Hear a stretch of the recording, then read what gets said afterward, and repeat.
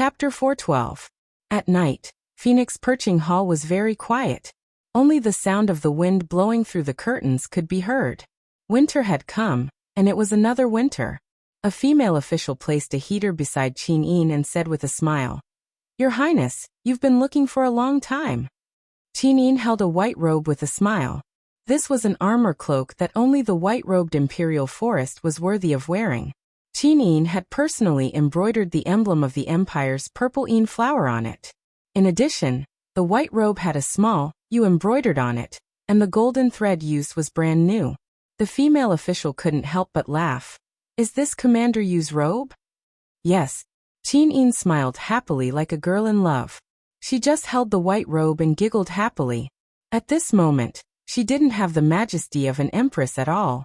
The female official knelt down and said, "Your Highness, this servant will help you put it away. Commander, you will need to wear it tomorrow." And okay.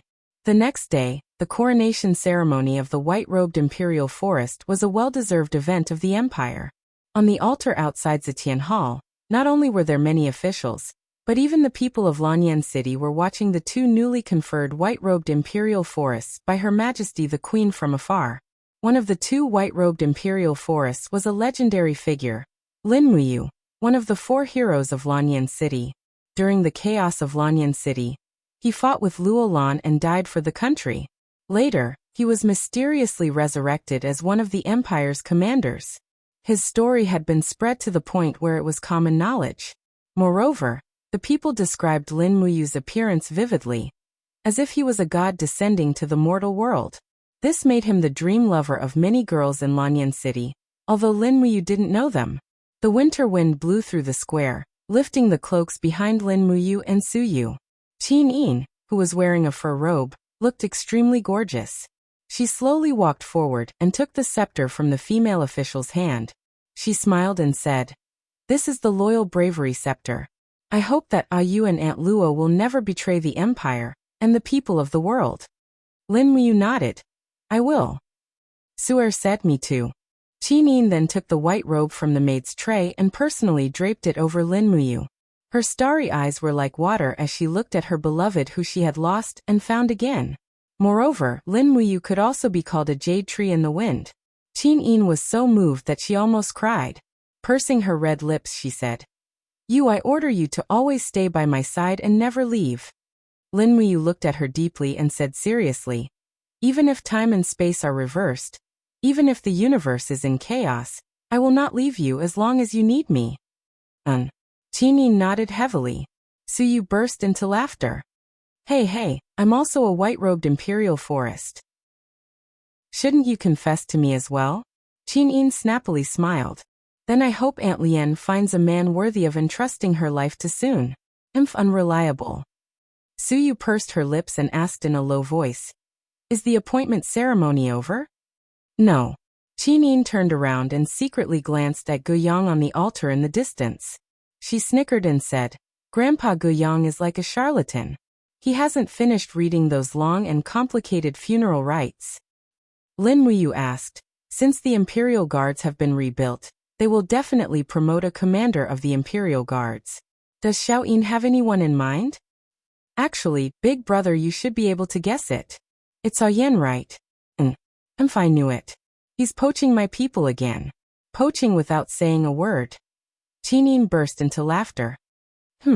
What kind of person does big brother you think Xiao Yin is? I will treat every member of the Imperial Guard well.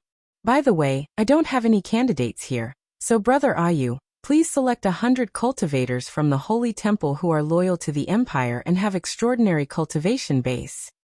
This way, the entire Imperial Guards will be my people.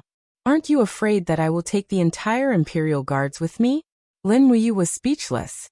Qin Yin smiled sweetly and said, "Then you can take me with you." Su Yu held her forehead and said, "You guys are so unscrupulously flirting with each other in front of me.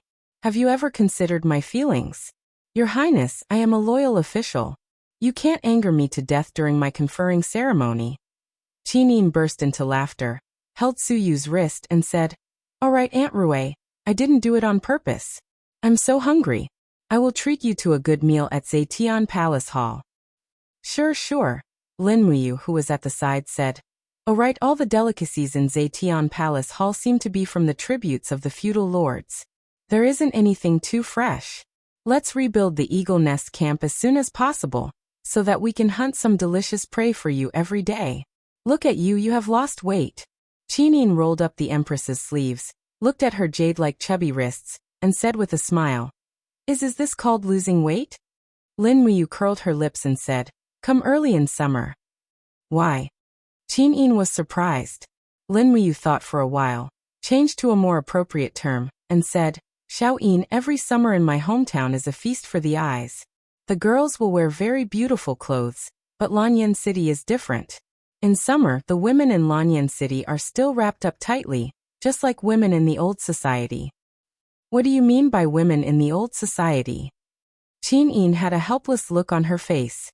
"In any case," Lin Muyu muttered to herself for a long time and said, "In any case, if there is a chance, I will bring you back to my hometown to have a look and experience the atmosphere of life there." Suyu complained helplessly. "Do you not want the empire anymore?" "Of course not."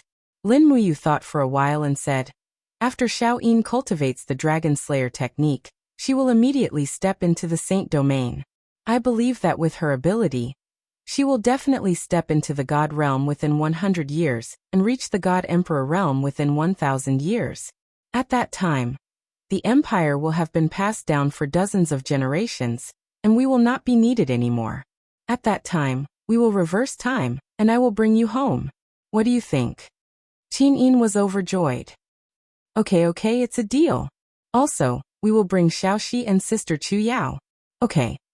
Lin Muyu clenched her fists complacently and said, "Humph, when I return to Shanghai with my God Emperor realm mystic strength, my father will be scared to death. At that time, I will bring you to eat all over the country, and then travel around Europe. Hee hee." Suyu said helplessly, "Xiaoyin, what is he talking to himself about?" Qinin shook her head. "I don't know either." Finally, the long conferring ceremony ended. Lin Muyu, Suyu, and Qinin walked down the stage and accepted the congratulations of the officials. At the same time, they officially confirmed the establishment of the Imperial Guard. They had lunch at Zetian Palace Hall and returned to the Divine Temple in the afternoon. Lin Muyu had to settle the matter of the Imperial Guard for Qinin as soon as possible. Ever since Lin Muyu returned, the Divine Temple used the system of centralizing manpower. The outstanding cultivators from the various divine temples were invited to serve at the headquarters. Therefore, there were more than 1,000 instructors and trainers. It was not difficult to select 100 people with Earth Realm cultivation and above, and there were even a few experts with Heaven Realm cultivation. In the evening, 100 Divine Temple experts came to Zetian Palace Hall to accept the Empress conferring.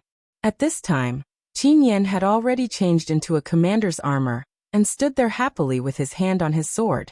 He looked very mighty. He became one of the commanders of the empire at such a young age, and he was probably the first person in recent times. "Big brother." Qin Yan looked at Lin Muyu with a smile. Lin Muyu walked forward and helped Qin Yan remove the captaincy insignia on his collar with a serious expression.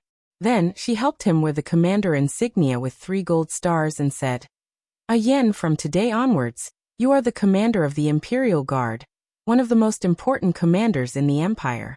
You should be very clear about how important this position is. You must be careful and not be careless. Don't disappoint Her Highness's trust in you. Also, the previous commander of the Imperial Guard is your brother, so don't disappoint big brother Qin Lei. Qin Yan was solemn and quickly gave a military salute to Lin Muyu and said, "Big brother, don't worry. Yan will definitely not disappoint you and my brother, and I will definitely not disappoint Her Highness the Empress. Good, very spirited." Lin Muyu smiled cheerfully. Feng Jixing, who was at the side, said, "This scene actually made me vaguely recall the appearance of the 4 heroes of Lan and Yen back then. Sigh, it's a pity that old Chu is missing. The Flying Mount camp has been completely annihilated, and this organization no longer exists." "No, it won't." Qinin walked over step by step and said, "As long as the time is right, I will rebuild the Flying Mount camp. However, this is on the premise that General Feng and Big Brother, you must support me." "That's for sure." Lin Muyu and Feng Jixing nodded their heads together. Qin Yin looked at Lin Muyu and said with a smile, "Big brother Yu, since the Imperial Guards have already been reorganized, it's better to do it sooner rather than later. I plan to start rebuilding the Imperial Guard within half a month. The establishment will be set at 10,000 people, and the soldiers of the Imperial Guard will be selected from the Longdan Army Camp and the Imperial Guards. You and General Feng shouldn't have any objections, right?" "No." Lin Muyu laughed straightforwardly and said, "Don't worry, there are plenty of soldiers in the Longdan Army Camp." Feng Jixing cupped his fists and said, "The Imperial Guards were trained by new recruits 2 years ago and have just taken shape. Since you has already boasted, then let's select 10,000 people from the Longdan Army Camp alone." Lin Muyu regretted it so much that her intestines turned green. She never expected that Feng Jixing would be so shameless. She hurriedly said, "That won't do. Your Highness's words carry enormous weight. If you say that you will select 2 troops, then you must select 2. I can't just take advantage of it." Feng Jixing laughed heartily and said, "That's fine, but," he muttered to himself for a moment and said, "Your Highness, the time is ripe. Can we consider expanding the Imperial Guard? The 20,000 Imperial Guards are simply not enough. Any army of the feudal lords can destroy us. What I mean is that the Imperial Guard should have at least 50,000 people. Otherwise, it will be difficult to take on the heavy responsibility of protecting the imperial capital. The chaos in Lanyan City 4 years ago has proven everything." "That's good." Qin Yin was a little embarrassed and said, "But the expansion of the army must go through the Ministry of War. The Minister of War, Schwelling, is Duke Lan's man. I'm afraid that this resolution won't be passed." "Then what should we do?" Feng Jixing stood there gnashing his teeth. Lin Muyu said, "I have a suggestion." "Oh, what is it?" Feng Jixing and Qin Yin asked in unison. Lin Muyu said, "Since Duke Lan and Duke Yin want to stop the Imperial Guard from recruiting new soldiers, then let's recruit them in secret. All the recruited soldiers will be placed into the Imperial Guard's external corps, and won't be included in the Imperial Guard's military system. If Duke Lan and Duke Yin pursue the matter, Big Brother Feng can say that these soldiers belong to the external corps, and aren't officially part of the Imperial Guard. They are only doing odd jobs, so they won't be able to pursue the matter. In any case, there's no military police battalion now, so there's no need to be afraid. We can just deal with them." Feng Jixing's eyes lit up as he suddenly patted Lin Muyu's shoulder and said, "Brat, you actually thought of such a shameless idea." Lin Muyu trembled and turned to look at him speechlessly. "Fortunately, I'm also a saint. Otherwise, I would have been killed by you." Feng Jixing laughed out loud. I'll treat you to a drink tomorrow. I'll call 3 girls from the brothel for you." "All right." Qin Yin was speechless. At this moment, an official suddenly shouted, "Deputy Commander Wei Chou requests an audience." "Let him in." Yes. Not only did Wei Chou enter, but he also brought a beautiful young lady with him. It was Jin Xiaotang. When Jin Xiaotang saw Qin Yin, she immediately knelt down respectfully and said, "Greetings, Your Highness. You may rise." Qin Yin smiled gently and said, "Xiaotang is Big Brother Yu's woman, so she is also mine. There's no need to stand on ceremony." "Xiaotang, what's the matter?" Lin Muyu asked. "Big Brother Yu, a batch of white diamond ornaments that we bought from the Qihai province was robbed 25 kilometers north of Lanyan City," Jin Xiaotang said with some grievance. F***ck. Lin Muyu raised her eyebrows. "Who has the guts to touch the goods of our Ziyin Flower Chamber of Commerce?" Chapter 413. I'm afraid there's only one person who dares to touch the goods of the Ziyin Flower Chamber of Commerce, Wei Chou said with narrowed eyes. "Who?" Lin Muyu asked. "Situ-san." Wei Chou's eyes lit up. The entire slum area in the east and west of Lanyan City is controlled by the Heaven Execution Society, established by this person. From human trafficking to the employment of wandering mercenaries, even the Imperial Army has to give him some face. "There's such a thing?" Lin Muyu looked at Feng Jixing and said, "General Feng, Lanyan City is the territory of your Imperial Army. How can you tolerate the existence of such a person?" "It's not as simple as you think, you." Feng Jixing touched his nose and said, After 3 years of recuperation and population migration, Lanyan City has recovered to a megacity with a population of 5 million. The scale of the city is far larger than you can imagine. The slum area stretches for hundreds of miles and is not under the jurisdiction of the 20,000 Imperial Army. On the other hand, the Heaven Execution Society has more than 100,000 members and has spontaneously formed a self-growing model. Although the Heaven Execution Society has also done some bad things, they have unknowingly solved the food, water, clothing, and other problems of the slum area. Chinyin blinked and said with a smile, "Brother Yu, our current military and financial strength are quite limited, so we have allowed Situ Sun and the Heaven Execution Society to grow in power in the east and west of the city. But don't worry, this is just General Feng's tactic of rearing pigs. Once the time is ripe, the Heaven Execution Society will provide us with a lot of manpower and material resources. So it's because the Empire is unable to govern." Lin Muyu pondered for a moment and said with a smile, "It doesn't matter. Let me go meet this Situ Sun and see who he is. How dare he rob my goods?" "You be careful," Feng Jixing cautiously warned. "Situ Sun is not the only one in the Heaven Execution Society. He has a younger sister called Situ Shui. She is the leader of the North Ridge Mercenary Group, the top mercenary group in Lanyan City. You should have heard of her." Lin Muyu was stunned. "Situ Shui? It does sound familiar. If you're going to the Heaven Execution Association's headquarters, you'll need to bring more people with you. That way, you'll be able to protect yourself if a conflict breaks out." "Got it, don't worry, big brother Feng." Lin Muyu turned around and cupped her fists. She bowed to Qin Yin and excused herself. Then, she led Wei Chou, Jin Xiaotang, and the others out of Zetian Palace. "Commander, how many brothers of the Longdan army camp should we bring?" Wei Chou asked. "We don't need too many. 1,000 soldiers will do. Let Fengxi and Su Jiantao lead the troops." "Yes." 2 hours later, the cavalry of the Courage of the Dragon Battalion galloped out of the camp. Under Lin Muyu and Wei Chou's lead, they headed straight for Dongqing District. The headquarters of the Heaven Execution Association was in the center of the slums in Dongqing District. At the same time, it was also the poorest and most densely populated place in Lanyan City. As for Tongtian Street, where Lin Muyu usually resided, it was actually a place where nobles and wealthy commoners gathered. After galloping for more than half an hour, the buildings on both sides of the street gradually disappeared. They were replaced by low-rise houses that were closely connected to each other. Many of them were made of wood, as if they could be washed away by a heavy rain.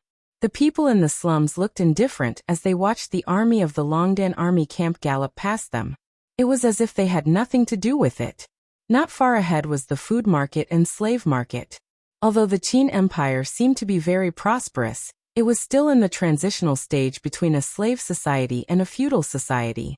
The people's hearts were cold, and a group of slaves stood in a row like goods for the merchants who came and went to pick and choose. It was as if black, white, fat, and skinny were all bargaining chips. Lin Muyu frowned and urged his horse forward slowly. Jin Xiaotang seemed to see through his thoughts. She smiled and said, "Brother Yu, you still can't stand the slave trade?" "Yes." Lin Muyu nodded. "People are born equal." Jin Xiaotang was a little surprised. She stuck out her tongue and smiled. "But in this world, it is not like this. Some people are born to be emperors, like Her Highness. Some people are born to be slaves, like these people in front of us." Lin Muyu said, "If we were to release these slaves, give them abandoned land for them to cultivate and harvest a portion of their food, wouldn't the value they could produce be even greater?"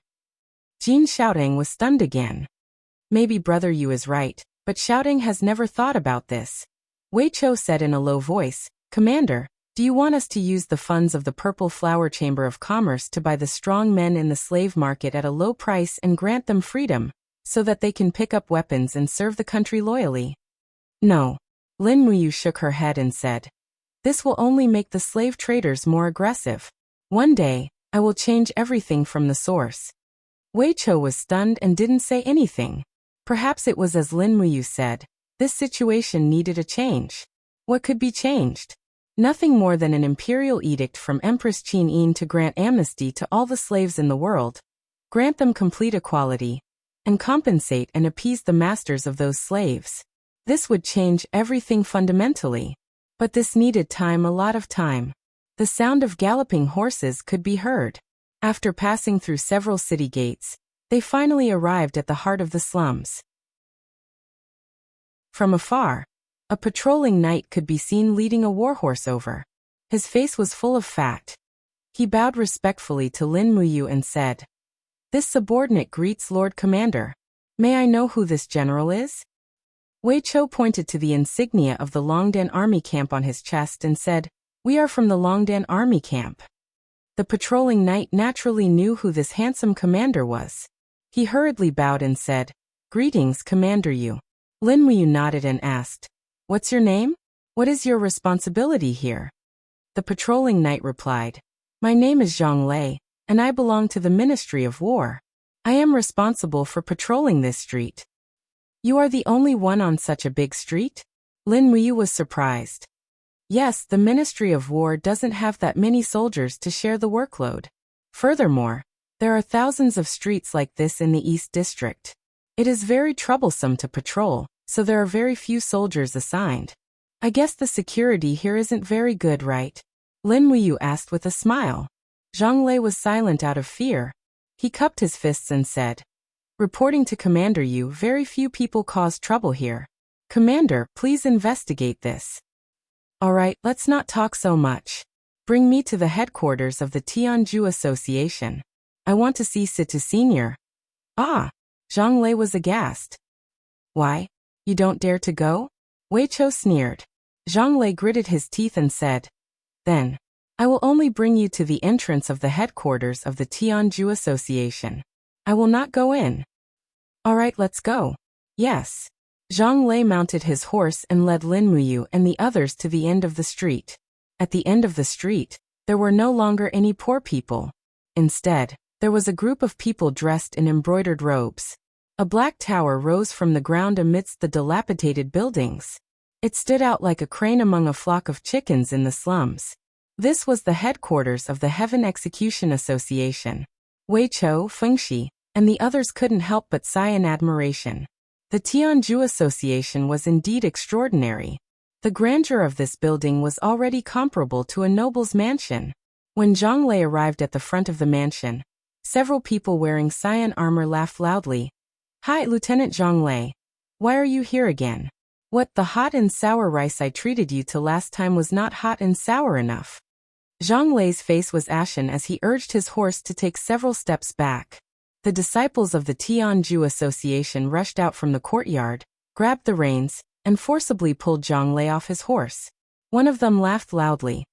"You dare meddle in the affairs of our Tianju Association? You must be tired of living. Come, come, come. Kowtow to this grandpa a few times, and I will let you go back to your official duties." Zhang Lei's expression was extremely ugly as he looked at Lin Muyu and the others for help. At this time, the disciples of the Tianju Association turned around and saw 1,000 elite soldiers from the Longdan Army Camp standing behind them. Their faces immediately turned pale. Lin Muyu dismounted and smiled faintly. "Imperial Longdan Army Camp, Lin Muyu requests an audience with Situ Senator. Please pass on the message for me." You guys." The leader's face was ashen. "The Imperial Army never comes to our Lanshui Street. What is the Longdan Army Camp thinking?" Wei Chou's expression turned cold. He unsheathed his sword halfway and growled, "What are you waiting for? Do you want to die?" Yes, wait a moment." The ruffians let go of Zhang Lei and rushed into the mansion in a panic. Zhang Lei said with a face full of shame, "Commander Yu, this subordinate has embarrassed the Imperial Army." "It's fine," Lin Muyu said with a gentle expression. "It's the Ministry of Military Affairs that assigned too few people here. And the Tianju Association is too arrogant. It's not your fault, but you're the one suffering here." "This subordinate isn't suffering," Zhang Lei said in a trembling voice. "Go, leave the matters here to me." Yes. About the time it took to brew a cup of tea, the Longdan Army Camp outside the mansion had become extremely impatient. Many people had drawn their swords and were ready to charge in at any time to start a massacre. The group of Tianju Association guards outside the gate turned pale with fright, not daring to breathe loudly. These people from the Tianju Association could only ride roughshod over the civilians. Once they encountered a regular army like the Longdan army camp, they would immediately be scared out of their wits.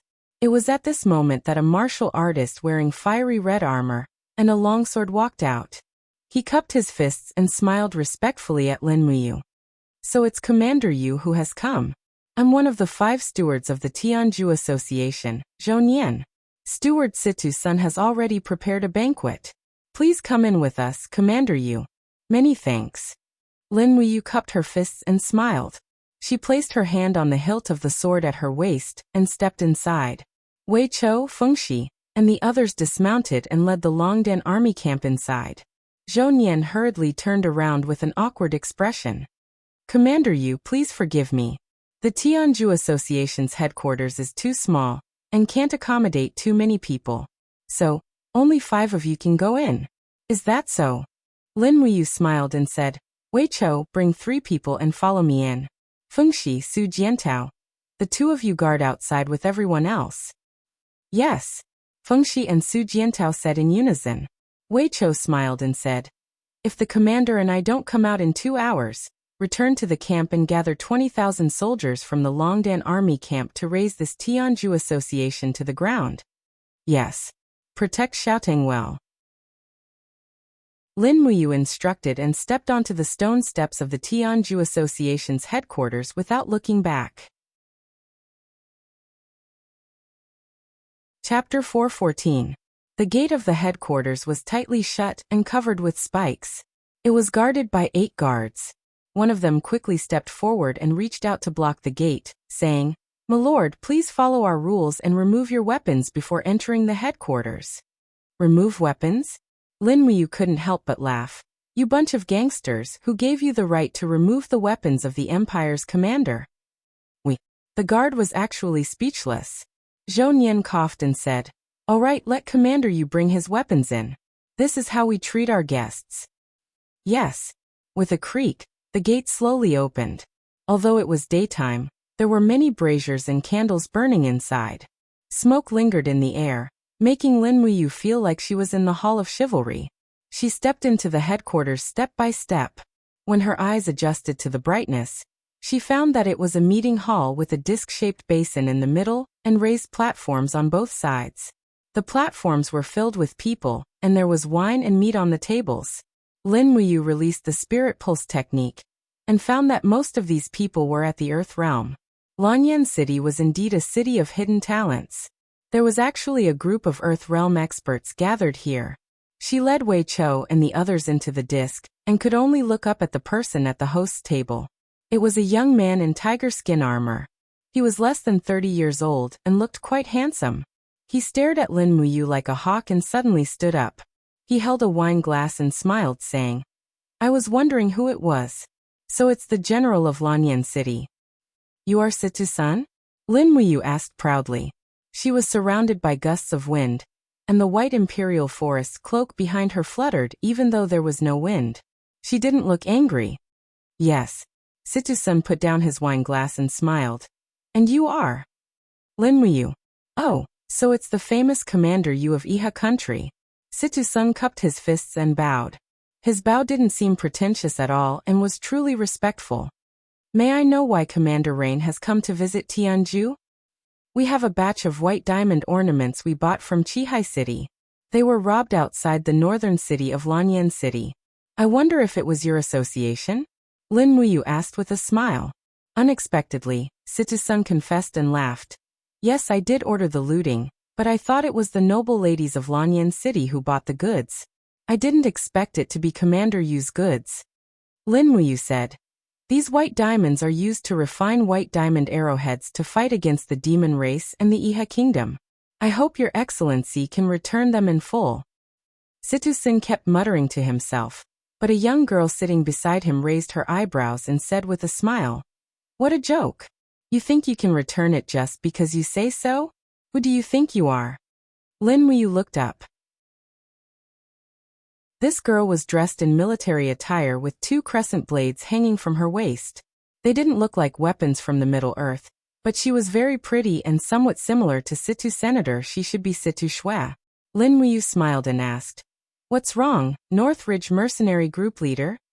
Situ Shui gently pulled out one of the crescent blades and smiled. "Since Commander Rain knows me, Situ Shui, then you should know my style. If you can't win against my 2 blades, then don't mention returning the goods. More than a dozen of our men died in order to steal your goods." "Humph, you killed people for their goods and sold them for profit." Lin Muyu raised her longsword lightly without unsheathing the dragon's spiritual sword. With a confident and arrogant attitude she said, "Miss Situ, come at me. If I can defeat you after unsheathing my sword, it'll be my loss." Arrogant. Situ Shui jumped down and raised her 2 blades, slashing down with the radiance of battle energy. Lin Muyu's martial soul surged, and the golden gourd wall broke out of her body, illuminating the entire meeting hall. The dragon spirit and the scabbard parried Situ Shui's double blades, but Situ Shui's movements were very agile. She immediately changed her move when her attack missed. One of her blades parried the dragon spirit, and the other slashed towards Lin Muyu's abdomen ruthlessly. "What a fierce little girl!" Lin Muyu shouted in a low voice. Dragon chi lingered around her left arm, and she raised her true dragon arm horizontally to parry Situ Shui's blade. At the same time, she turned her right wrist, and the dragon spirit cleverly spun in the air to parry Situ Shui's blade. The hilt of the sword fell down with a loud bang, directly hitting towards Situ Shui's shoulder. "In your dreams." Situ Shui's beautiful face was filled with fighting spirit, and with a single step, she dodged the attack from the dragon spirit's hilt. Raising both of her blades horizontally, they shined like snowflakes as they slashed towards Lin Muyu's lower back. However, Lin Muyu's speed was even faster. She used the falling star step to dodge Situ Shui's attack, and at the same time, her battle boots were also filled with whirlwind do chi as she kicked out. Ah! Situ Shui could feel the power of this kick, and she hurriedly raised her blades in front of her chest to parry. But Lin Muyu's strength was too much stronger than hers. With a loud bang, Situ Shui's blades flew out of her hands, and she fell on the spectator stand in a slightly awkward manner. "Protect the leader." A group of high-ranking generals of the Northridge Mercenary Corps stood up, pulled out their weapons and pounced over. Lin Muyu didn't dodge, and she didn't even unsheath the dragon spirit. She directly swept over with whirlwind battle energy, and the attack carried the power of the god-binding chains, created an arc of energy impact, blowing more than a dozen generals away. Even the candles on the spectator stand were extinguished. Standing on the round disc with wisps of golden god-binding chains around her, Lin Muyu raised her head and asked proudly, "Who else wants to try?" Everyone was shocked and dumbfounded. It was common knowledge that Situ Shui was at the first level of the Heaven Realm. But Situ Shui was defeated in 3 moves by Lin Muyu without unsheathing her blade. The others definitely had no chance of winning. Clap, clap, clap. The sound of applause came from Situ Senator. He stood up proudly and said, "The 4 heroes of Lanyan are indeed worthy of their reputation. Situ Shui must be convinced of her defeat. But, Commander Yu, we the Heaven Execution Society have our own rules. I can return the white diamond to you, but you must win against me, Situ-san, with this sword in my hand. Do you dare?" "Why not?" Lin Muyu slowly pulled out the dragon spirit and smiled proudly. "If I can't convince you, Situ-san, how can I convince the world?" What a big tone. I like it. Situ-san slowly pulled out his blade. It also had the soul of a saint beast. It was a sacred weapon. The slums also had a sacred weapon. Moreover, there were 3 milky white fighting spirits hovering above Situ-sen's blade. He was an expert at the middle level of the 3rd level of the Heaven Realm. Lanyan City was really full of hidden dragons and crouching tigers. Looking at Lin Muyu, Situ-san said lightly, "If Commander you can defeat me, Situ-san, in 3 moves you win." "Okay." Lin Muyu nodded. "Let's begin." Situ-san roared and raised his fighting spirit to the peak. In fact, Lin Muyu's injury had not healed, and the strength of her fighting spirit might not be stronger than Situ-sen's. This was really an evenly matched battle. The only variable was the moves. Lin Muyu's moves were obviously far above Situ-sen's. Buzz, raging flames surged. Lin Muyu's first move was a killing move, using fire to control the sword. Faced with the dragon spirit sword that was rotating at high speed and surging with true dragon origin fire, Situ-sen naturally had to go all out. With a loud shout, Dochi gathered on the blade of the sword. Rays of purple light appeared around his body like a whirlpool. Go! As Lin Muyu launched her sword, Situ-sen quickly retreated as if he was escaping. However, a purple whirlpool of power was revolving around him, distorting the power of the dragon spirit fire spiral break. The next moment, Situ-sen roared and actually reversed the situation, blasting the dragon spirit sword at Lin Muyu. Damn! Heart-turning art! Situ-sen roared, and the dragon spirit sword counterattacked Lin Muyu. How is this possible? Lin Muyu was stunned. She hurriedly opened her right palm, and the power of stars surged. With a roar, she forcefully smashed the dragon spirit sword to the ground. Bang! Stone chips flew everywhere, and the shockwave forced those who were close to her to retreat. At the same time, the power of stars gathered in her right fist and suddenly jumped up. Lin Muyu adopted a condescending posture. The conference hall looked like it was penetrated by countless stars. The stars were shining all over the sky, and they gathered into Lin Muyu's palm strength. It fell from the sky. It was the third move of the star art. 5 mountains descend from the sky. And this time, it was really the 5 mountains descend from the sky. The power of Lin Muyu's palm was no less than the pressure of a mountain. Since Situ-sen had the ability of Big Dipper, let's see if he had the magical power of turning mountains. Facing Lin Muyu's great palm strength, Situ-sen's face was aghast. He held the long sword horizontally in front of his chest, and forcibly stirred the heart-turning art's power. His face was pale. When the 5 mountains descend from the sky got closer and closer, Situ-sen's face became paler and paler, but he continued to stir the heart-turning art's power, trying to divert the power of the 5 mountains descend from the sky. However, in the next second, Situ-sen had already given up. The power of the stars was like a surging river, and it was impossible to divert it, let alone use it for his own use. The stone tiles under his feet were constantly cracking under the pressure of the 5 mountains descend from the sky, and even the skin between his thumb and index finger was bleeding. At this time, Situ-sen finally gritted his teeth and shouted, "I lost!" Swoosh! The star power that Lin Muyu condensed in the center of his palm suddenly loosened, and smoothly slid over Situ-sen's head. After floating to the ground, he gently swung his palm, and the terrifying power that made Situ-sen feel as if he was in purgatory dissipated into indigo blue stardust, which was a spectacular sight. Huff huff huff. Situ-sen kept panting, and his face was livid. May I ask, Commander Yu, what is this power? How could it be so heavy and vigorous? The skill that I cultivate is called star art, and it originates from the star power in the sky.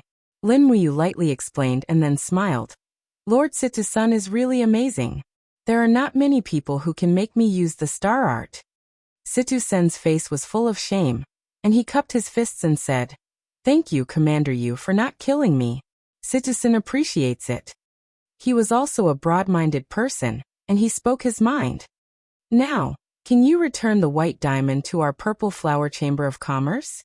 Lin Muyu smiled and asked. Of course. Chapter 4:15. Situ-sen looked at his subordinates and said, Men, bring all the white diamonds from the Zien Flower Chamber of Commerce here, and return them to Commander Yu. Yes. The subordinates cupped their fists and went to move the goods. Situ-sen turned around and said, Commander Yu, would you do me the honor of having a drink with us at the Tianju Association? Sure. Lin Muyu was interested in befriending him and naturally nodded. Great. This way, please. Situ-sen led Lin Muyu to the host's table and set up another table with good wine and meat. Lin Muyu stayed behind to drink and raised her eyebrows. Wei Chou, go and tell everyone to lift their guard and send someone over to move the goods. Yes, Commander. Wei Chou turned around and left. Not long after Lin Muyu sat down, Situ-shui came over. She looked valiant and heroic. She raised her cup with both hands and smiled. I was disrespectful just now. I hope, Commander, you will forgive me. This cup is a toast of apology from Situ Shue. Why would I? You don't have to take it to heart, Mississippi. Lin Muyu raised her cup and drained it in one gulp. She turned to look at Situ-sun and said, Sir Situ-sun, you are so skilled that few people in the empire are your match. Why did you end up in a place like this, preying on the people, and acting like a tyrant? I am ashamed. Situ-sun looked ashamed and said, I was originally one of the captaincy of the Tianchong Legion.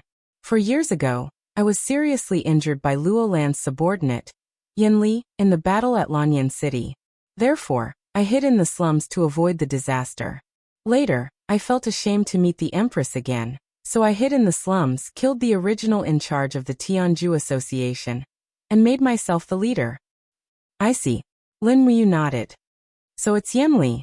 Situ-sen's face was full of respect as he said, I heard that not long ago, Commander Yu took back the head of Commander Qin Lei from the Iha Kingdom and killed dozens of generals from the Iha Kingdom, including Yin Li. Is it true? It's true. Lin Muyu patted the armor on her chest and said, My injuries haven't fully healed yet. It's all thanks to Lu Zhan and Yin Li. As he spoke, he raised his eyebrows and said, Sir Situ-sun, the changing heart mantra that you use can turn your opponent's strength into your own. It's very mysterious and it sounds familiar. I seem to have heard of it somewhere before. Situ-sun shuddered and said, Commander Yui, is there something you can't say? No, it's just that. Situ-sun looked like he wanted to say something but stopped on second thought. Situ Shue couldn't stand it anymore and directly said, Commander Yu, my brother and I are the descendants of the famous General Situ Cheong of the Empire. However, my brother has been depressed in the Tianchong army. General Du Hai has no intention of promoting my brother for many years, so my brother has the intention of retreating. During the Battle of Lanyan City, my brother wasn't afraid of death. Please investigate clearly, Lin Muyu said softly. It doesn't matter. During the Battle of Lanyan City, everyone was running for their lives in a daze. Who could care about others? However, now that Empress Qin Yin has ascended to the throne, an expert like you, Situ-sun, is living in the slums of Lanyan City. Don't you feel that you're useless? I know, but, Situ-sun said with some distress, I'm afraid that the imperial court is full of treacherous people, and there's no place for people like me. That won't happen, Lin Muyu said confidently. As long as you're willing, I can recommend you to Her Highness. With your ability and appeal, I believe you can build a new army. You should also know that the demons have fallen from the sky and occupied the eastern regions of Lingdong Province, Tongtian Province, and Songnan Province. The empire is in need of manpower now. Situ-sen's eyes lit up, and he said, I don't need Commander Yu's recommendation. Why? Lin Muyu was stunned. Situ-sen suddenly took a big gulp of hard liquor. His eyes were burning as he said, Although I'm not in the imperial court, I know how dirty it is. Lord Lan and Lord Yin each occupy half of the empire, and the Empress lives in the cracks. If I really build an imperial army, it will most likely be controlled by either Lord Lan or Lord Yin. I, Situ-sun, have been open and above board all my life, and I don't want to be that kind of lowly person. So, Commander Yu, please accept me. I'm willing to call on the brothers of the Tianju Society to join the Longdan army camp and follow you to conquer the world. You're really willing to follow me? Lin Muyu was stunned. Situ-sun nodded. Yes. But. He laughed again. But the brothers of the Tianju Society are not easy to deal with. If you want us to join the Imperial Army, it depends on your sincerity. After all, there's no free pancake in this world, and there's no free sex either. At the side, Situ Shue pouted and said, Brother, you're so rude. Lin Muyu couldn't help but laugh. You and your brothers can also get the treatment that the Longdan army camp can get. When the time is right, all of you will become members of the Longdan army camp. Situ-sun nodded. These are not problems. If it's to kill the demons and show our loyalty to the empire, we definitely won't have any objections. It's just that, most of my brothers come from poor backgrounds, and many of their sisters and brothers are slaves. Situ-sun only asks for one thing. If you can get an imperial edict from Her Highness to pardon their families, we will definitely follow you to our deaths. Pardon? Lin Muyu furrowed his brows and remained silent. Why? Commander, you don't dare? Situ-sun squinted his eyes and asked with a smile. What's there to be afraid of? Lin Muyu nodded. I will tell Her Highness the truth, but you must also abide by my promise.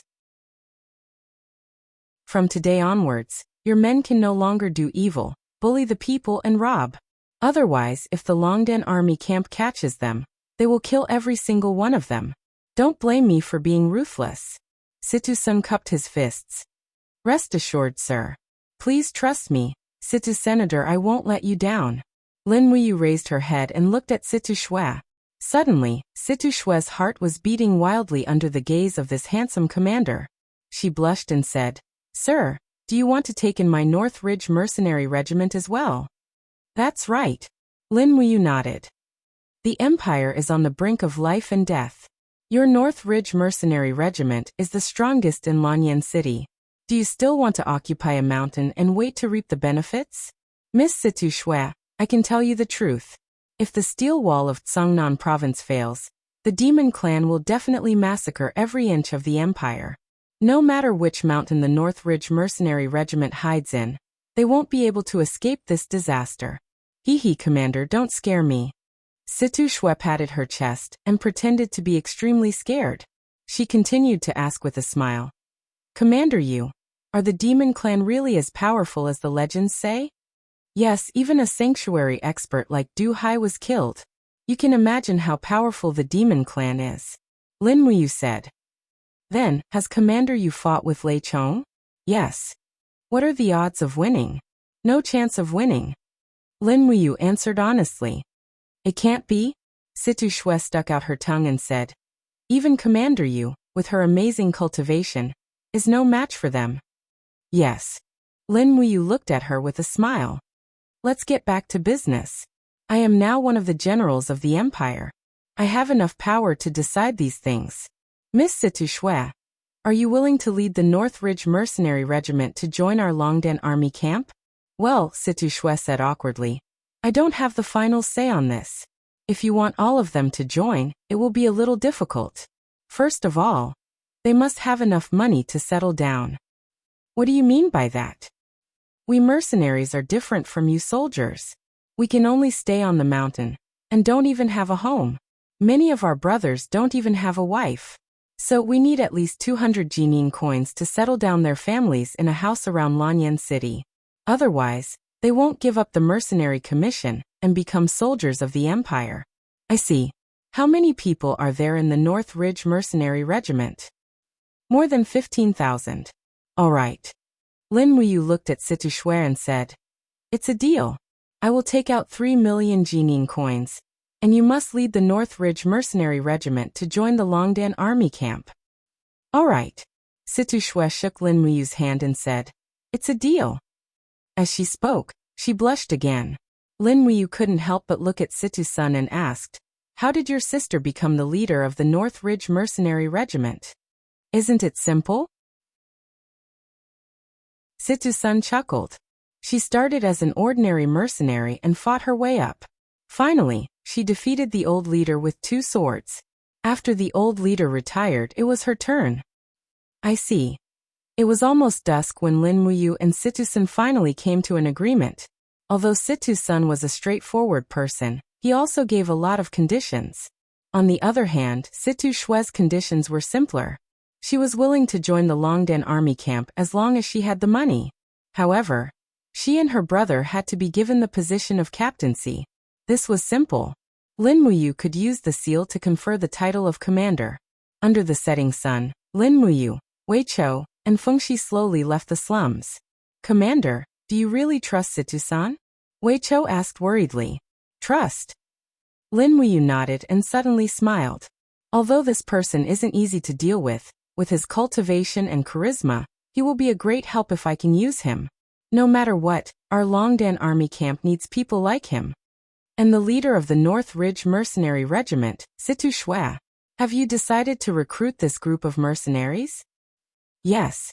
What are we going to do now? To see Her Highness and request for an imperial edict to truly subdue Situ-sun and Situ-shue. Give the order to expand the Longdan army camp and build another camp in the wilderness north of the city.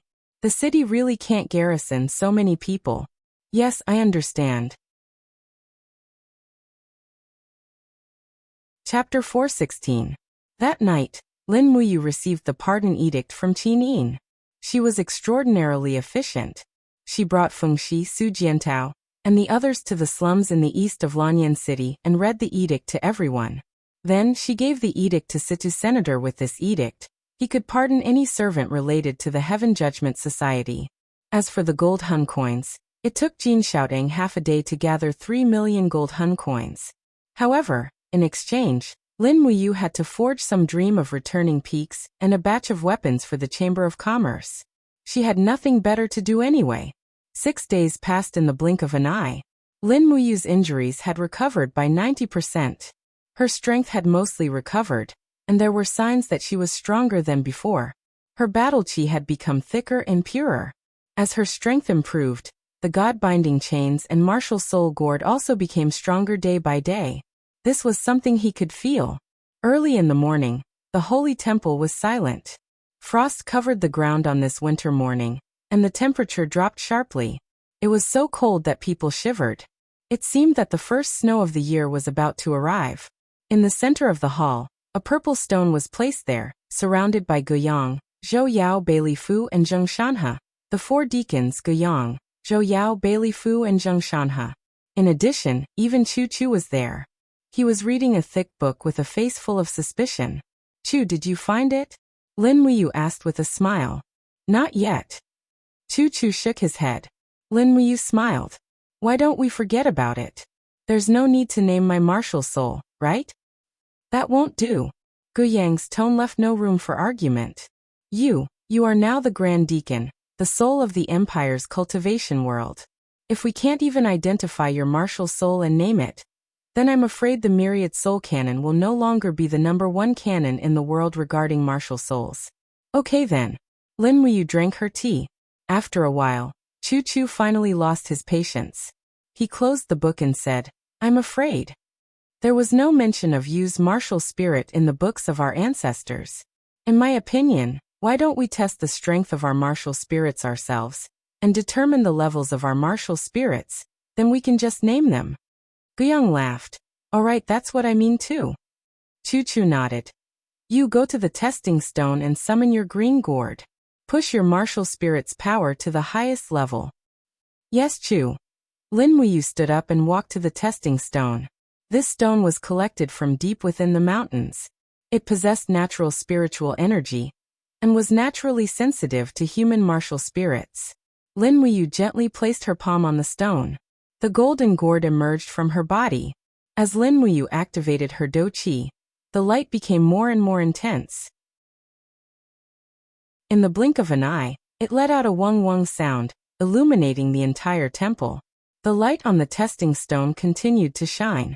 It changed from green to green, then to black, then to deep red, and finally stopped at purple. It's purple now. Guiyang was overjoyed. Chu's martial spirit has already reached the purple 1st grade. Under Yu's cultivation, this gourd martial spirit has already advanced to the 1st grade. Chu Chu twirled his beard and laughed. Yu is indeed talented. He can do what others can't. I can feel that this green gourd martial spirit has the essence of the 7 luminaries Xian force. As you grew, the essence of the martial spirit was changed by the 7 luminaries Xian force. That's why its power is so powerful. In my opinion, Yu's 1st grade martial spirit should be named 7 luminaries Holy Gourd. Deacon Guiyang, what do you think? Guiyang chuckled. Good name. Chu is really knowledgeable. This 7 luminaries Holy Gourd is enough to become a 1st grade martial spirit. Guiyang picked up a brush, dipped it in ink, and wrote the name of 7 luminaries Holy Gourd on the 2nd page of the Book of 10,000 Souls. At the same time, there were 6 other 1st grade martial spirits: God-binding chain, demon blood saber, purple dragon, 8 desolate sword, dragon beard vine, and stepping fire tiger. Chu Chu squinted his eyes and said, You summon your God-binding chain and push your power to the highest level. Yes, Chu. Lin Muyu gave a low shout, and 9 golden God-binding chains appeared around her. Light swirled around her, and as Lin Muyu exerted her strength, The golden light expanded explosively. At the same time, a faint starlight from the 9 heavens appeared around the golden light, and the power of the stars seeped into the God-binding chains, giving off a domineering aura. The light on the testing stone continued to expand until it turned purple. Then blue starlight appeared above the purple. It was a spectacular sight. Wow, it can't be? Zhou Yao was dumbfounded. Bai Lifu's eyes also widened. Could it be? Deacon's God-binding chain has surpassed the first-grade martial spirit? Gu Yang's hands were trembling, and he was very excited. Yu's God-binding chain seems to have changed. Yes. Chu Chu smiled as if he was looking at a fire. I don't know why, but the star arts that Yu cultivates can actually fuse with the God-binding shackles, causing the star arts that are infused with the God-binding shackles to be even more overbearing. This is really a stroke of luck. The power of the God-binding shackles is indeed above the first class of martial spirits. Deacon Gu Yang, how do you think we should classify it? Gu Yang's breathing was a little hurried, and his face was red. This is a miracle. In the history of the Holy Temple, there has never been a situation like this. A martial spirit that surpasses the first grade. Are we going to create a new classification for martial spirits? Chu Chu smiled. That's not impossible. Deacon Guyang, don't be too excited. I can boldly tell you that after Her Highness Yin cultivates the dragon beheading art, her God-binding chain seems to have been strengthened by the dragon beheading art, and its power is also slightly higher than the first grade. If we really want to create a new classification, then Yu and Xiao Yin's martial spirits are enough to be classified as martial spirits of the first grade. Lin Muyu coughed. Deacon Guyang, then let's do it, martial spirits of the first grade. It sounds a little stronger than the first grade martial spirit. Okay, this old man obeys. Guyang immediately wrote martial spirits of the first grade on the draft of the 10,000 soul canon, and raised his head. But as they are both God-binding chains, how should we name them? Chu Chu pondered for a moment, then said, Yu's martial spirit shall be named Star God-binding chains, and Xiao Yin's martial spirit shall be named True Dragon God-binding chains. This is also in line with the will of the heavens. Her Highness Yin has the bloodline of an emperor and the body of a true dragon, so she is probably the only one who can cultivate the true dragon God-binding chains. Lin Muyu happily returned to her seat and sat down again, then said, I can finally hold my head high. Super first grade star God binding chains, first grade 7 luminaries immortal gourd. From now on, my name will be written in the annals of the cultivation world of the empire, right? Chu Chu couldn't help but laugh. Not only the annals of the cultivation world, even the annals of the empire will definitely have a page of your name. Maybe later generations of historians will even write a personal chronicle for you. That is a rare honor. The empire has existed for thousands of years, but only a few dozen people have had the honor of writing a chronicle. Lin Muyu said with a smile. Fame to me is like a floating cloud in the sky. Before she could finish, a temple guard outside said respectfully, Grand Deacon Princess Tang Xiaoxi requests an audience. Ah, Xiaoxi is back? Yes, she is just outside the hall. Let her in. No. I'll go get her. Lin Muyu didn't even care about the dragon spirit sword on the table, and flew out of the main hall. Chu Chu, Guyang, Zhou Yao, and the others all smiled knowingly. Although Lin Muyu was now the Grand Deacon of the temple, and one of the commanders of the empire's major armies, she was still a hot-blooded young man after all. Outside the grand hall, the cold wind was blowing, causing Tang Xiaoxi's white leather robes to flutter lightly. Tang Xiaoxi stood gracefully on Skyspan Street, the strong wind causing her to blink her eyes repeatedly, her long eyelashes seeming to struggle in the strong wind. It was only when Lin Muyu walked out, dressed in the white robes of the imperial forest, that Tang Xiaoxi's eyes lit up. Seeing the person she had been thinking about day and night had a completely new demeanor. It was as if her heart was about to melt. It's cold outside, let's talk inside. Lin Muyu gently grabbed her hand and led her into the temple. Suddenly, Tang Xiaoxi blushed and her heart was as warm as the sun. Behind them, a group of generals of the state army and several guards of the temple were all smiling. Everyone in Lanyan City knew that Lin Muyu and Tang Xiaoxi had a very close relationship. They also knew that Lin Muyu, the foster son of the former emperor, had a very good relationship with the current emperor, Qin Yin. Therefore, almost every man in Lanyan City was envious of Lin Muyu, who had two supreme beauties in the imperial capital. This was something that ordinary people dared not think about. Xiao Yin, you must have something to do in Lanyan City, right? Lin Muyu asked with a smile. Can't I come to you if I have nothing to do? Tang Xiaoxi looked at her with a hidden bitterness. Yes, yes. Lin Muyu smiled and said, how's the matter of the demon clan in the Forest of Infinity? It's all right. Tang Xiaoxi gently held his arm. Suddenly, her eyes turned red and she said, I heard that you went to the Iha Kingdom. It's all right, it's all right. Lin Muyu patted the back of her hand and said, I've brought Brother Qin Lei's head back and buried it under the national monument. If I don't do this, I won't be able to rest in peace. Xiaoxi, you must be able to understand me. But Tang Xiaoxi wanted to say something but stopped on second thought. Let's talk about the demon clan.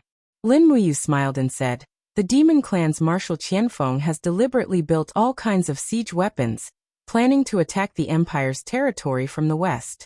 I'm worried that once the demon clan really succeeds in their invasion, our human army's power will be unable to resist them.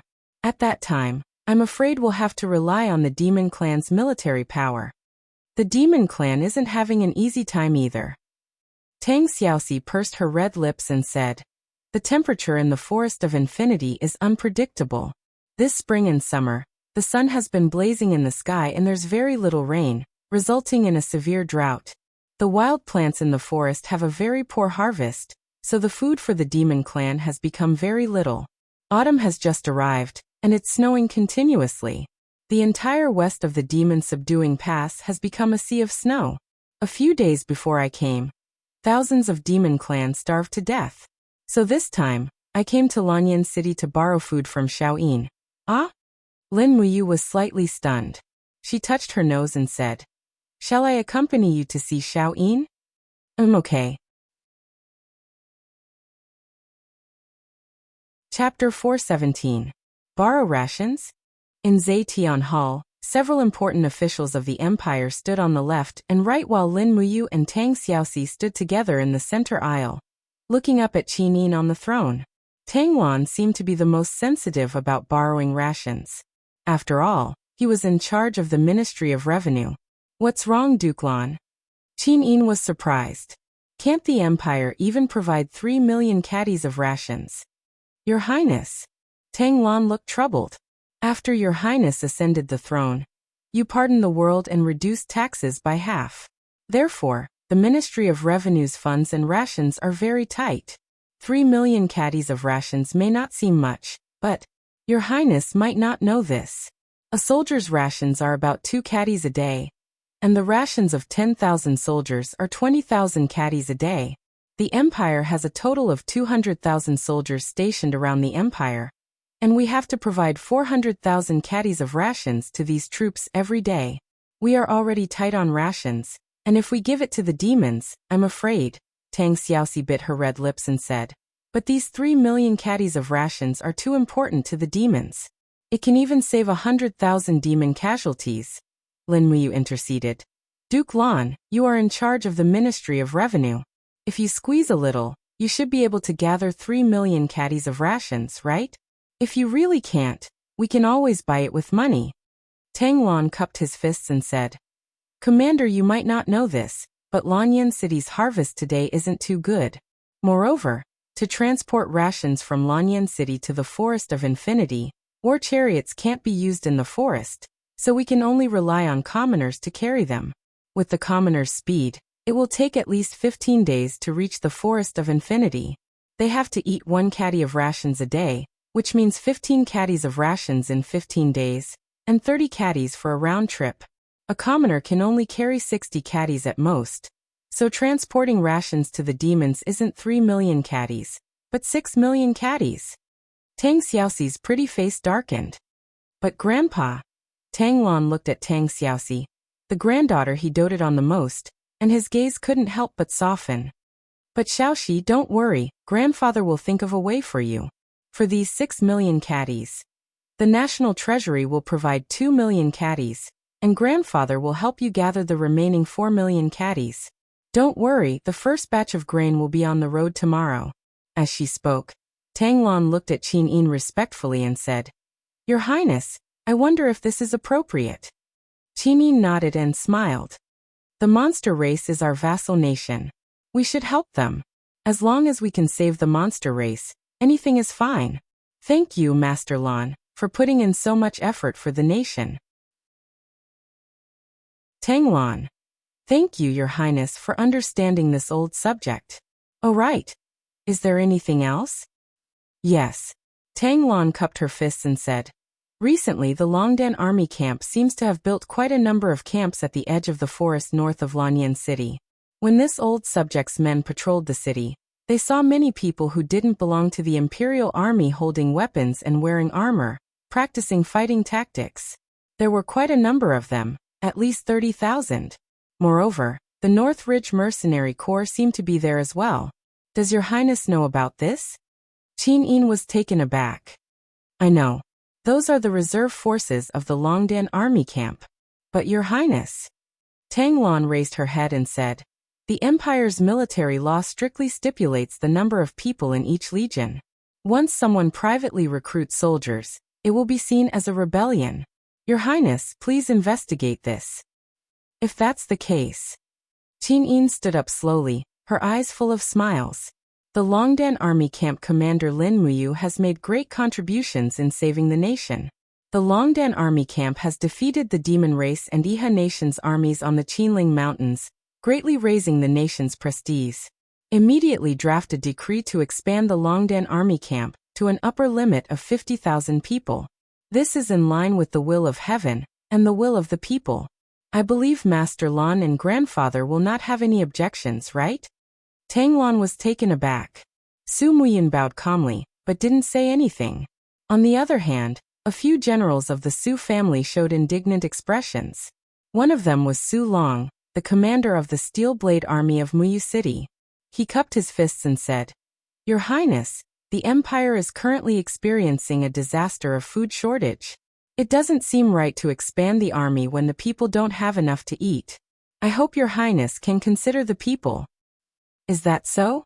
Qin looked at Su Long and said, Master Lan, grandfather, actually Xiao Yin has a decision.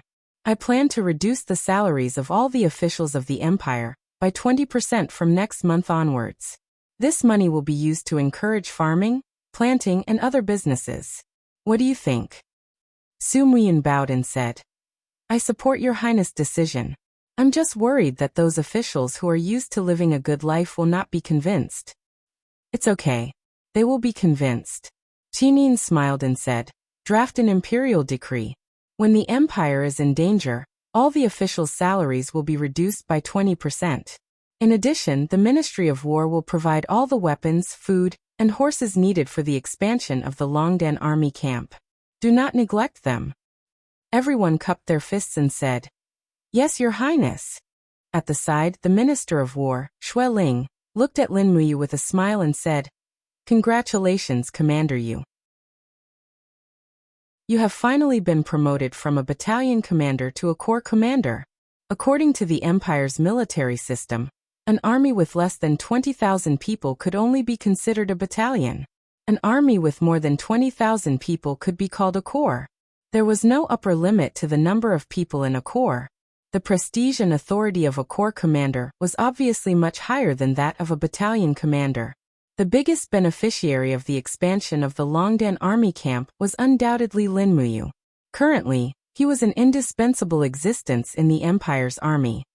Thank you, Sir Xueling. Lin Muyu smiled humbly and said, In the future, we will still have to rely on Sir Xueling to take care of the Longdan army camp. Otherwise, we will not be able to provide food and weapons. This number of people will be useless. Xueling laughed and said, Don't worry, Commander Yu. This is a decree personally issued by His Highness. I will definitely take care of it personally. I will not let the Longdan army camp be neglected in terms of military supplies. And thank you. In the afternoon, 100 carriages full of food left Lanyan City for the demon subduing pass. Tanglon valued Tang Xiaoxi's affairs very much. This efficiency was really admirable. According to Tang Xiaoxi's order, after this batch of food arrived at the demon-subduing pass, the guardian army of Tangtown would send it to the Forest of Infinity. The demon tribe in the Forest of Infinity would also send people to receive it. In this way, the rations and manpower of the people could be saved. It was not as terrible as Tang Xiaoxi described. However, it seemed that Tang Xiaoxi still could not forgive Tang Lan. She only promised him to go back to the Duke's mansion for dinner at night. In the afternoon, she still followed Lin Muyu with dozens of guards. In the afternoon, Lin Muyu's task was to check the newly built Longdan army camp. In fact, he was very worried. Although Situ Sun used to be a senior imperial general, he had been a big hooligan for 4 years after all. His way of doing things had gradually changed. He was not like Wei Chou Fengxi and the others who scrupulously abided by their duties. As expected, the newly built Longdan army camp outside the northern part of the city was very chaotic. Lin Muyu led 1,000-man Longdan army camp heavy cavalry into the camp slowly. On both sides of the camp were tents that were randomly set up, and the mud on the ground had not been filled up. In the wilderness, many Heaven Execution Society disciples from the slums were fighting over the few pieces of armor and emblems of the Longdan army camp. All of them were red in the face from arguing.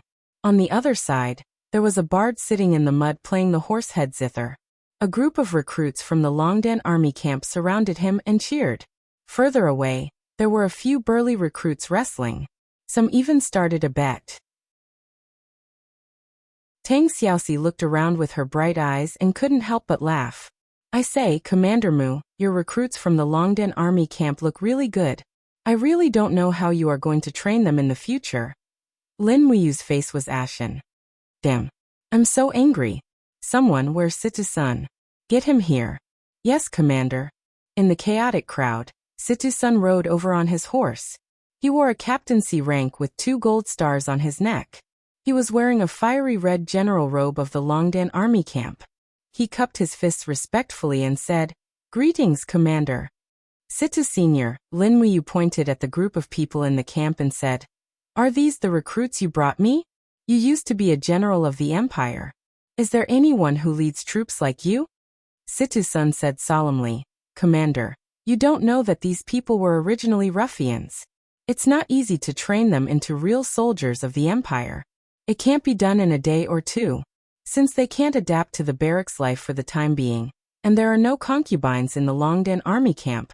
I have allowed them to go to the flower restaurant in Lanyan City twice a week.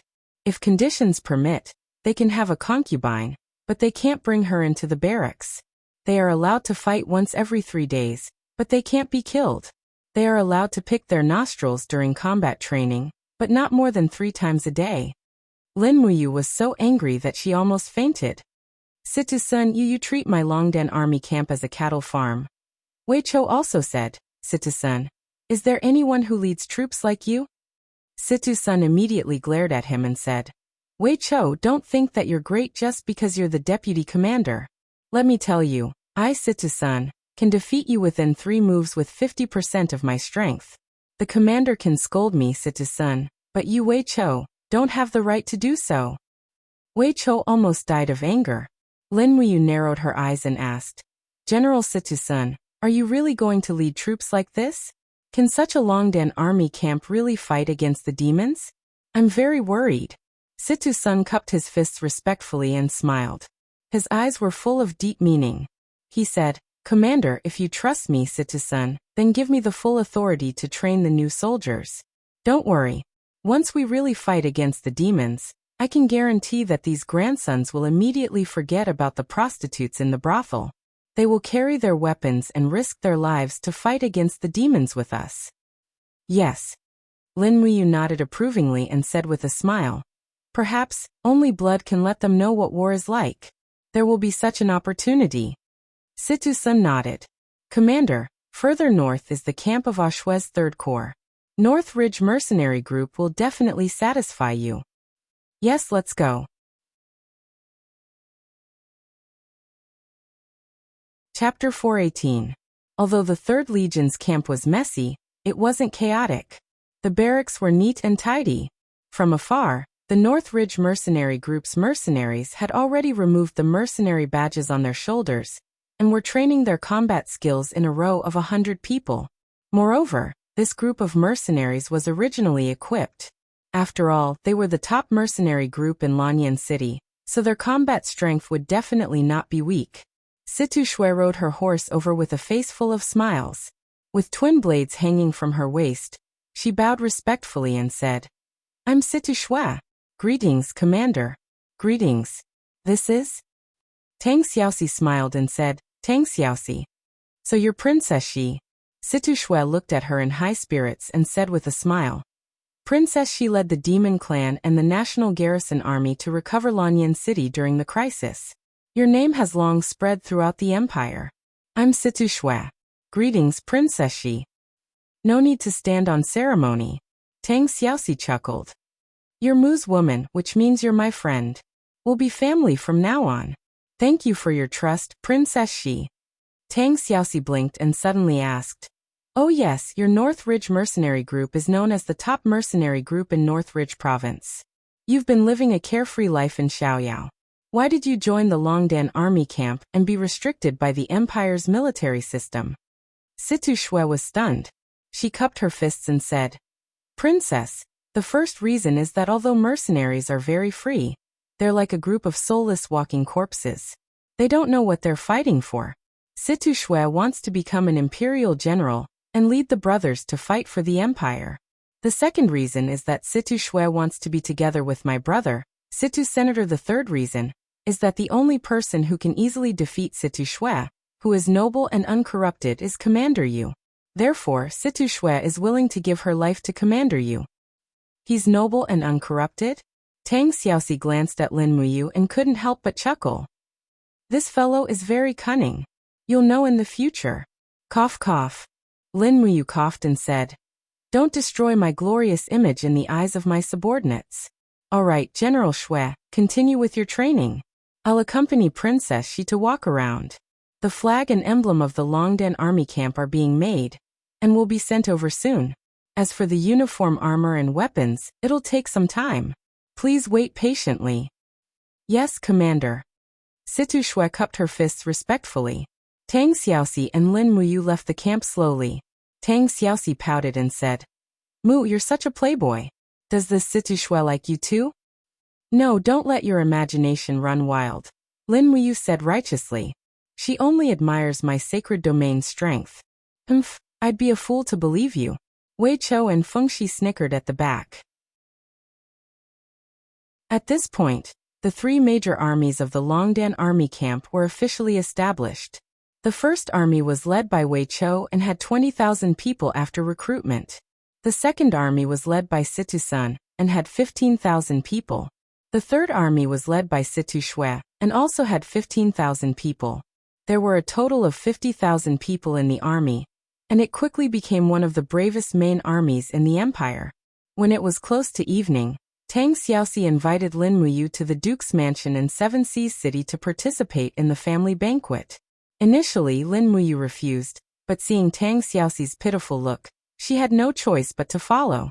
She knew that Tang Lu and Tang Tian wouldn't treat her well, but she was worried that something might happen to Tang Xiaoxi, so she had no choice but to follow. At night, the lanterns in Lanyan City were lit, and the night sky was as mesmerizing as a noble lady's evening gown. The sound of horse hooves was a little chaotic. Su Jiantao led 100 cavalrymen and escorted them to the Duke's mansion, but he was sent back by Lin Muyu. After all, Lin Muyu already had a sacred domain cultivation base. In addition to the first grade 7 luminaries immortal gourd and the first grade star god binding chains, there weren't many people in the empire who could do anything to him, not to mention that Tang Xiaoxi was by his side. "Princess Commander Yu, you're here."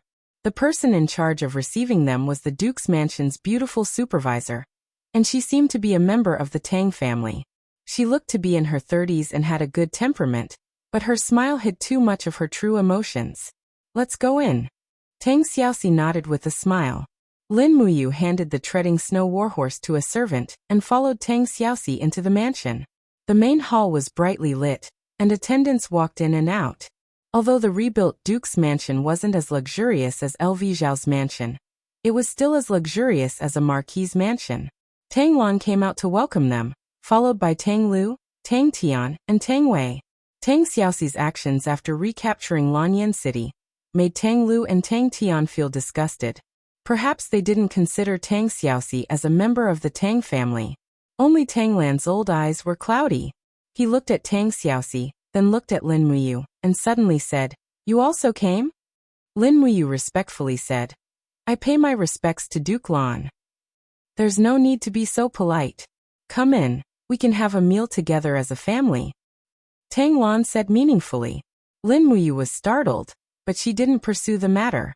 She accompanied Tang Xiaoxi into the main hall, and the aroma of delicious food assaulted their nostrils. This table was filled with rare delicacies. The Seven Seas province was rich and populous, and the Tang family's wealth was something ordinary people couldn't hope to achieve. Lin Muyu only took a glance at the table, and saw that there were many rare wild animals, melons, and fruits on the table. The price of this table of food was at least 2,000 Jin coins. Just this table of food was enough for an ordinary family of 4 to live for 400 years. However, there was another person who was also invited. This caused Lin Muyu to be somewhat surprised. It was actually Xiang Yu. However, after thinking about it carefully, it was reasonable. It was just that Lin Muyu was Tang Xiaoxi's best friend, and what kind of status did Xiang Yu have to be considered a family member by the Tang family? After everyone sat down, the attendants poured wine for them. Tang Lan's hand trembled as she held the wine cup and said, "It's rare for Xiaoxi to come home for a meal today. Come, let's not go home until we're drunk." After downing the wine, Tang Lan sat down. The scene was a little awkward. Tang Lu and Tang Tian naturally didn't have good intentions towards Lin Muyu. In fact, they didn't even want to see this person present.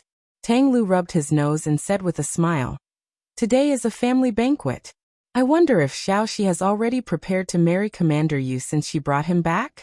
This wedding will definitely cause a sensation in Lanyan City, right?" Tang Xiaoxi was startled. Clearly, she didn't expect Tang Lu to say such a thing. However, she also knew that the person Lin Muyu deeply loved was Qinin. She knew that the chances of them being together were minuscule. For a moment, she didn't know how to answer.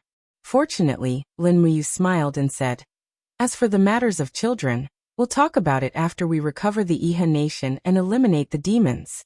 I hope that Duke Lan can understand all of Xiaoxi's actions." Tang Lan nodded and said, "This old man knows that Xiaoxi has always been the apple of this old man's eye. She's my pride." Tang Tian's smile was full of bad intentions as he said, "Commander Yu has already become a true army commander. The Longdan army camp is doted on by the Empress alone. I presume that Commander Yu has already become a famous general of the Empire in the future. I wonder what Commander Yu thinks about the war between the Empire and the demons." "This," Lin Muyu frowned and said, "the demons are powerful. They can't be defeated overnight. Let's take it slowly. I only hope that the Ministry of Works can develop more powerful weapons to make up for the gap between the physiques of us ordinary people and the demons' armor demons." Tang Lan smiled and said, "Today, we're eating together. Let's not talk about national affairs. Oh right, I want to announce something. In the first half of next month, choose a good and auspicious day to hold the wedding of General Xiang Yu and Tang Wei." Tang Xiaoxi was surprised. "Tang Wei, you want to marry Xiang Yu?" Tang Wei was sitting beside Xiang Yu. She blushed and nodded and said, "Yes, grandfather has already betrothed me to General Xiang Yu." Xiang Yu stood up and cupped his fists majestically and said, "This general will definitely not disappoint Duke Lan's good intentions. I will naturally treat Princess Tang Wei well in the future, and treat her as my everything. I will never let the Tang family down." Good. Tang Lan said good 3 times in a row. Then he looked at Lin Muyu meaningfully and said, "Commander Yu, the demons are powerful. The Iha nation is still in the ascendant. The Empire is still on the brink of life and death. You, me, and General Xiang Yu are all generals of the Empire with military power. At this moment, we should put aside our previous enmity and work together for the Empire. What do you think?" Lin Muyu cupped her fists and said, "Duke Lan is right." Tang Lan narrowed his eyes and said with a smile, "With Tang Bin's death, One of the 3 Tang sect iron medallions has lost its owner. I am old and don't have much time left. The only thing I am worried about is the Tang family and Xiaoxi. I know that you mistakenly killed Tang Bin to save Xiaoxi. Now that time has passed, I don't want to pursue this matter too much. I only hope that you, the outstanding generals of the empire, can turn the tide and save the empire from disaster. Duke Lan, what do you want to say? Please say it directly. Okay. Tang Lan took a deep breath and said, although I hope that you will marry Xiaoxi in the future, the heavens have no control over us. So, I hope that you can become sworn siblings with Xiaoxi and swear that you will never betray Xiaoxi and the Tang sect. I will bestow the last Tang sect iron medallion to you. You can mobilize the troops of the 7 Seas Tang sect as you please. What do you think? Lin Muyu's heart was in turmoil. After a few seconds she said softly, I understand Duke Lan's good intentions, and Xiaoxi also has deep feelings for me. I will never regret betraying Xiaoxi, but I am Qin Jin's adopted son. Qin Jin doesn't treat me well, but he trusts me very much. Furthermore, my brothers Chu Huayin and Qin Lei have already died for this empire. I'm afraid that I can only be loyal to the Qin family for the rest of my life. However, Duke Lan is also a subject of the empire, so you will definitely be loyal to the empire like me. So what difference is there between being loyal to the Qin family and being loyal to the Tang sect? Tang Lan fell silent, and his eyes were filled with confusion. He picked up his chopsticks and said, let's eat. Let's not talk about national affairs anymore. Chapter 419. Ever since Tang Xiaoxi borrowed food, 2 months had passed in the blink of an eye. Spring was already blooming in Lanyan City. The training in the Longdan army camp was getting better day by day. The entire army was equipped with armor and weapons, and the group of hooligans had also been trained by Situ Sun, and looked like the Empire army. The Empire, Iha country, and the demon race were all in a state of hibernation.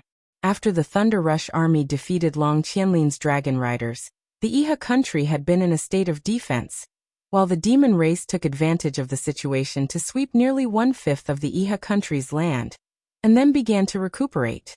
The armor demons had no food in winter and could not fight at all. It seemed that the demon race was also waiting for the right opportunity. In the morning, the holy temple was quiet. The birds were chirping happily, and the flowers were exuding a refreshing fragrance. Lin Muyu woke up from a pile of files again and rubbed her eyes. At this time, the voice of the holy temple guard came from outside the door. Great Deacon, the Zetian temple has sent someone to invite you over for a discussion.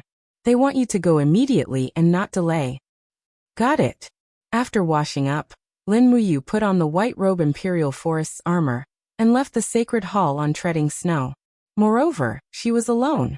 With her current cultivation, Lin Muyu was not worried that anyone would assassinate her. Even if she came, she would only be courting death. When she arrived at the Zetian temple, she saw Feng Jixing rubbing his sleepy eyes and yawning as he walked on the stone steps. Brother Feng. Lin Muyu caught up and handed the warhorse to the attendant. What's the matter? Why did Xiao Yin send someone to call us over so early in the morning?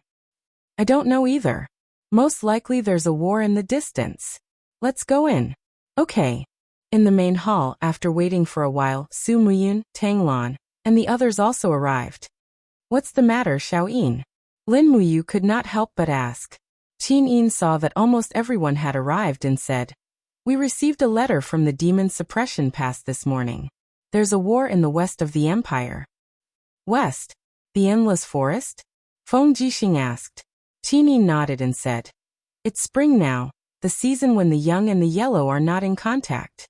Many places are suffering from famine, but it's not as bad as the Forest of Infinity. At the same time, it also proves that there are still races living in the west of the Forest of Infinity. Ah, Feng Jixing was stunned. Isn't it said that the west of the Forest of Infinity is a boundless, uninhabited desert? Who else could it be? We were all wrong. Qin Yin's expression was dignified as she said, at the end of the desert, there is another race called the Great Savage Tribe. That is a race that lives in the savage land. The humans there are very tall. The book said that the soldiers of the savage tribe are generally nearly 3 meters tall and have extraordinary strength. They are extremely hungry and came all the way from the desert to the endless forest to plunder the food of the demon race. At this moment, Xiaoxi has already led the country army and the demon race to war with the great savage tribe, but the result is still uncertain. Tang Lan asked anxiously, "How is the battle situation?" Qin Yin handed the letter to the female official and said, "Everyone take a look." In the end, the letter did not mention the battle situation, and only said that the great savage tribe's battle power was very shocking, and there were more than 30,000 people. Even though the demon race's snakemen army was strong, they did not seem to be a match for them. Tang Xiaoxi requested that if Lanyan City had sufficient troops, they should send reinforcements. Tang Lan clenched the letter tightly and said, "Xiaoxi is a strong child and will not ask us for help unless it's a last resort. This hateful great savage tribe. Your Highness, please send the Empire's army as reinforcements. Otherwise, once the demon race and the country army are destroyed, I'm afraid that our western border will fall. At that time, the great savage tribe, demon race and Iha country will attack from 3 sides and the Empire will be powerless to turn the situation around." Qin Yin's gaze was faint as she said, "Reinforcements are certain, but I have not made a decision yet as to which army is the best to send." In the crowd, Su Yan cupped his fists and said, "This general is willing to lead the Steel Blade army to reinforce Princess Shi." Tang Lan frowned and said, "No, the Steel Blade army is responsible for guarding the Yudao River defensive line, and cannot leave at will. In my opinion, it is better to let the Marquis of Pingnan, Xiangyu, lead 50,000 Songnan province's army as reinforcements. Xiangyu's talent is enough to stand proudly in the world, and be able to contend against the great savage tribe." Qin Yin nodded her head. "Good is good, but the great savage tribe is too strong and General Xiangyu has just married not long ago. I'm afraid that this will inconvenience Princess Wei." Xiangyu cupped his fists and said, "This general is the Empire's general, and will shed blood for the Empire. Pleading for your Highness to give the order. This subordinate will immediately gather the Songnan province's army and head to the western border." Feng Jixing frowned and said, "Your Highness, this general has something to say." "General Feng, please speak," Qin Yin said with a smile. Feng Jixing said, "As everyone knows, Qianfeng has amassed nearly 200,000 demon soldiers in the eastern border of Songnan province. They can invade the border at any time and Songnan province is the strongest support of the Yudao River defensive line. If the Songnan province's army is mobilized, what will happen if the demon race attacks the city? So, this general thinks that we should let Commander Yu's Longdan army camp head to the western border and have a showdown with the great savage tribe." Qin Yin nodded her head and smiled. "General Feng's words are reasonable. Grandfather, what do you think?" Su Muyin muttered. "Xiang Yu and Lin Muyu are both famous generals of the present age. In fact, either one of them can go. Why don't we draw straws?" "Okay." Qin Yin took 2 pieces of paper and wrote "go" and "don't go" on them. She handed them to a female official who walked forward and said with a smile, "Commander Yu, please draw one." Lin Muyu drew one, and Xiang Yu also drew one. In the end, Xiang Yu wrote "go" on his paper while Lin Muyu wrote "don't go." After all, Xiang Yu wasn't Zhang Fei and Qin Yin wasn't Zhuge Liang. "That's good." Tang Lan clapped her hands and smiled. "Then Marquis Pingnan, Xiang Yu will lead the army. Your Highness, please give the order." "Yes." Qin Yin nodded. "Draft an edict to order Marquis Pingnan, Xiang Yu to gather 50,000 men and horses to the endless forest in the western border to reinforce Princess Shi. They are to set off immediately without delay. All the necessary rations and weapons will be provided by the Ministry of War." "Yes." Xiang Yu had a smile on his face. But at this moment, the sound of horse hooves suddenly came from outside the hall. A messenger ran into the hall panting and said, "Bad news. Your Highness, bad news." "What is it?" "The steel wall has sent a letter. There are movements from the demon race. Qianfeng is leading 150,000 army to approach Dao River, and is about to launch an attack." "Bring up the letter." "Yes." Qin Yin swept a glance at the letter and her face was slightly pale as she muttered, "The demon race. finally attacked. Everyone was shocked and many of the generals' faces revealed a look of fear, especially those who had fought with the demon race before. They understood what kind of concept Qianfeng, an 150,000 demon army was. This was simply a destructive force. As long as they crossed Dao River and broke through the steel wall, the empire would be finished. At this time, almost everyone placed their hopes on the steel wall that was built with 500 million Jinin coins. Qin Yin seemed to be somewhat tired as she quietly sat on the throne and said faintly, Qianfeng is attacking the empire again. Tell me, what should we do? Su Muyin cupped his fists. Your Highness, the demon race must be resisted and the demon race must be saved. This old official thinks that it is no longer suitable to change the military strength in Sangnan province, and the Longdan army camp will be stationed near Lanyan city. Commander, you will lead 50,000 Longdan army camp to reinforce the demon race while the rest of the country's military strength will be concentrated on Dao River, and fight to the death with the demon race. Qin Yin nodded and suddenly stood up and said in a dignified manner. Like what Duke Yin said, Longdan army camp will send out troops to subdue Demon Pass, and the rest of the country's military strength will fight to the death with the demon race. I will personally go to the steel wall to supervise the battle. If this battle is not won, the empire will perish. Everyone cupped their fists together and said, We are willing to fight to the death with the demon race. In the main hall, only Lin Muyu stood there in a daze. He knew how powerful the demon race was, and he wanted to compete with Qianfeng even more. But with the current situation, he was afraid that everything was out of his control. Late at night, the sound of horse hooves did not stop. A large number of imperial guards and Longdan army camp soldiers galloped across Tongtian Street and went straight to the city gate. They were followed by a large number of war chariots escorting provisions and weapons. The war was urgent and did not allow for any delay.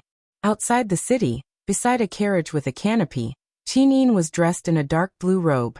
Under the moonlight, she looked at Lin Muyu's face faintly, as if she was afraid that she would not be able to see him in the next moment. Feng Jixing stood to the side with his warhorse. He rubbed his nose and said with a sigh, It is too difficult to meet, and it is too painful to be separated.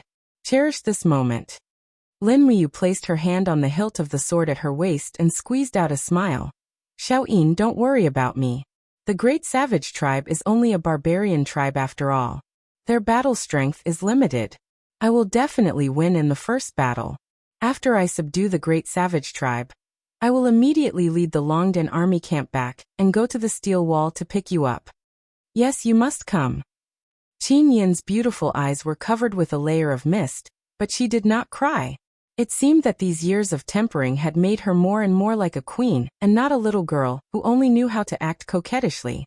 Lin Muyu looked at Feng Jixing again and said, Big brother Feng, the hard armor of the demon tribe is very hard. It is difficult for ordinary weapons to pierce through it. I have a total of 300,000 white diamond arrows. I will give you half. Take care of yourself. In the days that I am not around, I will entrust Xiaoyin to you. Feng Jixing's nose turned sour, and he laughed loudly.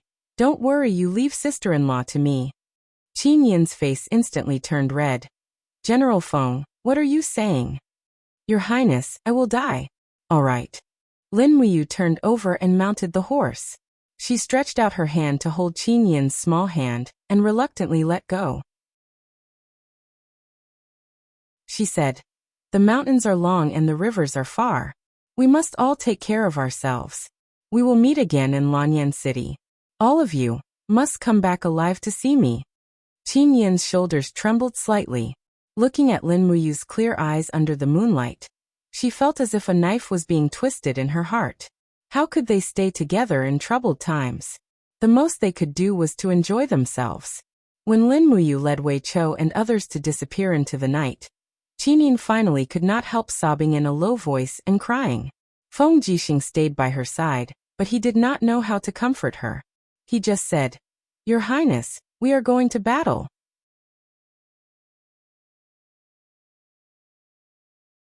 Chapter 420. It was spring in the Demon Suppression Pass, and flowers were blooming outside the pass. However, there was an aura of death in the air. Almost all the prey in the endless forest had been hunted by the demon clan, and only the ancient trees and endless grassland were left. Lin Muyu rode treading snow into the demon suppression pass slowly. She did not stop and led the heavy cavalry of the Longdan army camp through the demon suppression pass, and arrived outside the pass. In the distance, a group of demon clan troops were waiting.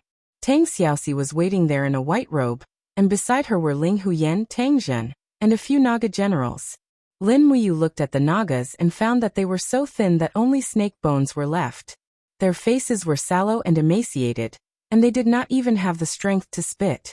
Ever since Tang Xiaoxi ordered the Nagas and lizardmen not to eat humans, the Nagas could only eat rats, rabbits, and other animals in the forest.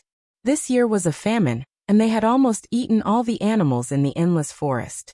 Tang Zhen gently cupped his fists and said, "Greetings, Commander Yu." Wei Chou, Situ Sun, Situ Shui, Feng Shi, and the others also cupped their fists and said respectfully, "Greetings, Princess Shi." Tang Xiaoxi and Lin Muyu nodded at the same time. Lin Muyu frowned and looked at the endless forest in the distance and said, "Xiaoxi, what's the situation here? Where are the savage tribe?" "They are stationed in the Coiling Dragon Valley, a valley in the southwest of the endless forest. The demon clan and the national army are fighting against them. By the way, Mu, how much food did you bring?" "Not much, but there will be more later. Let's go first. I want to see how powerful the savage tribe is." "Okay, let's go." Tang Xiaoxi led the 50,000 people of the Longdan army camp straight into the endless forest. The sound of horse hooves was dense. After a few years, the endless forest had opened up a road for cavalry to gallop freely. This must be the credit of Tang Xiaoxi and Tang Zhen. After riding for a day and a night, they entered the depths of the endless forest. Flowers bloomed everywhere, and the scenery was breathtakingly beautiful. However, Lin Muyu also noticed that there were very few hares, wild boars, and wild deer along the way. Even if there were one or two hares that scuttled past, they would immediately be shot down by the treant. The treant carried the prey over and offered it to the Naga generals. These Naga generals did not stand on ceremony. They used their scimitars to cut the hares into pieces and swallowed them with blood and fur. Wei Qiu, Situ Sun, and the others all frowned. After all, they were of different races. Looking at the appearance of the serpent men eating made them want to vomit. Moreover, they could imagine that in the past, when the demon race and humans fought, the corpses of the humans were also swallowed by the serpent men like this. It was truly somewhat terrifying. Tang Xiaoxi pointed to the front and said, "We are almost there." The Coiling Dragon Valley is surrounded by mountains on all sides, and there are only two paths connecting the north and south. In the past half a month, the savage tribe has attacked our camp many times. Both sides have suffered losses.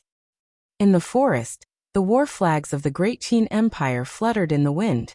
They had arrived at the camp, and it was just a huge camp made of logs. It didn't have much defensive power. In terms of defensive power, the sharpened wooden antlers outside the camp were the only defensive fortifications, and they couldn't be any more crude. Tang Zhen rubbed his nose awkwardly and said, "The national army is short of resources, and we were in a hurry to fight. This is all we could do. I hope, Commander, you will not laugh at us. It is already good that you can defend it. No need to blame yourselves." Lin Muyu's voice was very gentle. After the army slowly entered the camp, Wei Chou looked around and said, "Commander, this place is a good place, and it is spring. The fodder for the war horses is not a problem. We can graze them everywhere, but the food for the soldiers will be a big problem. Our supply route is relatively long, and also relatively slow. I am afraid that we will not be able to support the food needs of nearly 200,000 human clan and goblin clan army." "Then try to find a way. Send out scouts to observe the surroundings." "Yes. Assemble the arrow boxes. They may be used at any time." This subordinate understands. In the central tent, before they sat down, the sound of war drums came from afar. Tang Zhen immediately frowned and said, "These bastard barbarians. We have been traveling for a day and night, and we haven't even had the time to close our eyes. They actually attacked again." "Is this the sound of the savage tribe's attack?" Lin Muyu asked. "Yes." "Then don't rest." Lin Muyu ordered. "Generals, follow me out." Let's see how powerful the savage tribe is first. Yes. Everyone didn't take off their armors. They walked out of the camp and mounted their horses. Under the lead of Tang Xiaoxi and Tang Zhen, they went straight to the battlefield outside the camp. Along the way, there were demon and human soldiers preparing for war everywhere. Their faces were ashen. It seemed that no one had any good expectations for this battle. In fact, many people here had been starving for many days. Not to mention fighting, it was difficult for them to continue living. Lin Muyu galloped along the way and saw everything. She said, "Give them half of the rations in the Longdan army camp. We can't let the national army and the demon race fight on empty stomachs. Immediately send a letter to Lanyan City. Tell them that the Forest of Infinity is in dire need of rations. No matter what, they must transport rations here. In addition, send a letter to Jean Xiaotang of the Zine Flower Chamber of Commerce. Tell her to think of a way to transport as much rations as possible to the Forest of Infinity, to supply the Longdan army camp." "Yes, Commander." Wei Chou cupped his fists and then went to order his subordinates. In the distance, the war drums thundered. There was a large open space between the huge coiling Dragon Valley and the Forest of Infinity. At this moment, this open space happened to become the battlefield for both sides. Amidst the beating of the war drums, rows of spearmen from the National Guard Army and the Naga Army fought side by side. Their opponents were a group of giants with crude weapons in their hands. Each of them was nearly 3 meters tall and was incomparably sturdy. Their weapons were stone awls or sharp stones tied to wooden sticks with vines to act as spears. "It can't be." Lin Muyu frowned. "Stone Age." "What Stone Age?" Tang Xiaoxi's beautiful eyes narrowed as she asked. "It's a kind of civilization product." Lin Muyu didn't explain further. Her eyes were fixed on the battlefield. The human and demon armies were already fighting with the barbarian tribe's army. Although they were well equipped, they were no match for the barbarian tribe's army. Accompanied by angry roars, the youths of the barbarian tribe used giant rocks to blast away the charging cavalry. The serpent men were originally very strong, but they were inferior to the barbarian tribe's army. The hissing sounds of the serpent men could be heard in the air, as they were thrown away by the barbarian tribe's warriors like grass snakes. "Kill." In the crowd, a general of the barbarian tribe, who was wearing a tiger skin robe, brandished a dazzling battle axe. With a spin of his body, he created a whirlwind that actually blew a group of human soldiers into the air, causing them to scream miserably. "Heavens!" Wei Chou frowned. "What kind of power is this? Who is that?" Lin Muyu asked. Tang Xiaoxi's eyes were gloomy. "The patriarch of the barbarian tribe, also known as the Great Barbarian God. He is extremely strong and unreasonable. At least 100 of our people died under his battle axe. I don't know where he got this Saint-grade battle axe from. It's actually a Saint-grade." Lin Muyu muttered to herself. This battle axe must have fallen into the barbarian tribe's territory and been obtained by him. Otherwise, with the barbarian tribe's productivity, it would be impossible for them to forge weapons. Not long after, Tang Zhen gave the order for the national army to retreat from the front lines. They were already unable to withstand the attacks of the countless barbarian tribe's warriors and had suffered heavy losses. "Archers, get ready to shoot from afar." Arrows flew into the sky like rain and pierced into the bodies of the barbarian tribe's warriors. Unfortunately, although the barbarian tribe was very powerful, their equipment was not very good. They didn't even have a shield, so they could only use their flesh and blood to block the arrows. However, their bodies were very strong, so the arrows could only injure them but not kill them. "Ao ao!" The injured barbarian tribe warrior roared and grabbed the neck of the national army's soldier with one hand, crushing his head. Blood splattered everywhere as he carried the soldier's body and smashed it. Bang! 7 or 8 soldiers were smashed to the ground. It was a tragic sight. This kind of innate divine strength could be compared to the demon race's armor demons. "Commander, do we need reinforcements?" Wei Chou narrowed his eyes and said. "If we don't, I'm afraid that the national army's position will be broken. Once these barbarian tribe warriors engage in close combat, our Longdan army camp may not be able to gain any advantage." Lin Muyu nodded. Everyone changed to bows and aim. Shoot their legs and arms so that they can't attack. Yes, do we need to use white drill arrows? No, use ordinary arrows. Yes, this subordinate understands. Thousands of Longdan Army camp's heavy cavalry turned into cavalry archers. Under the leadership of Wei Chou, they charged forward and drew their bows and arrows. For a moment, blood splattered everywhere. Under this kind of fierce and intense shooting, the barbarian tribe's attack was instantly blocked.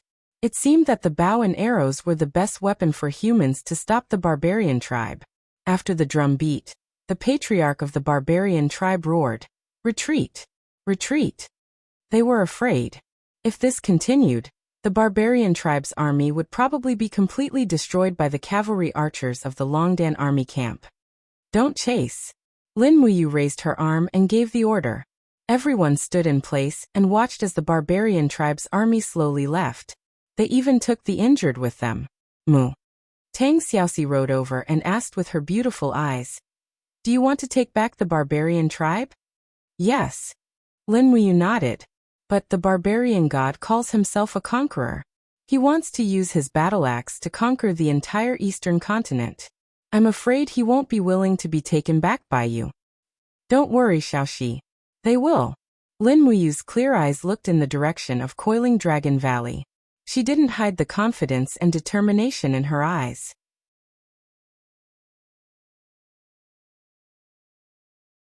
Chapter 421.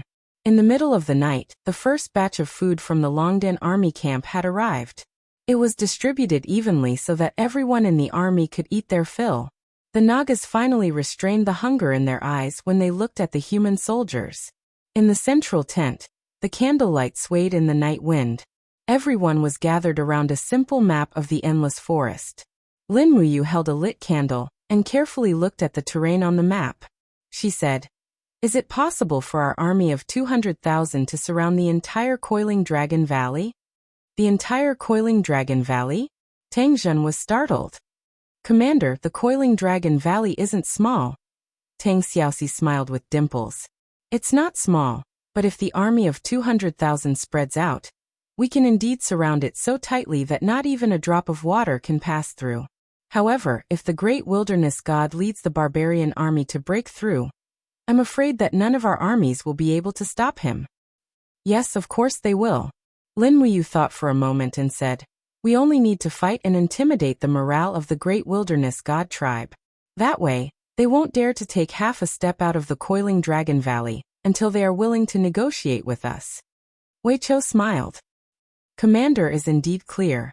The great wilderness god tribe definitely doesn't have much food in the Coiling Dragon Valley.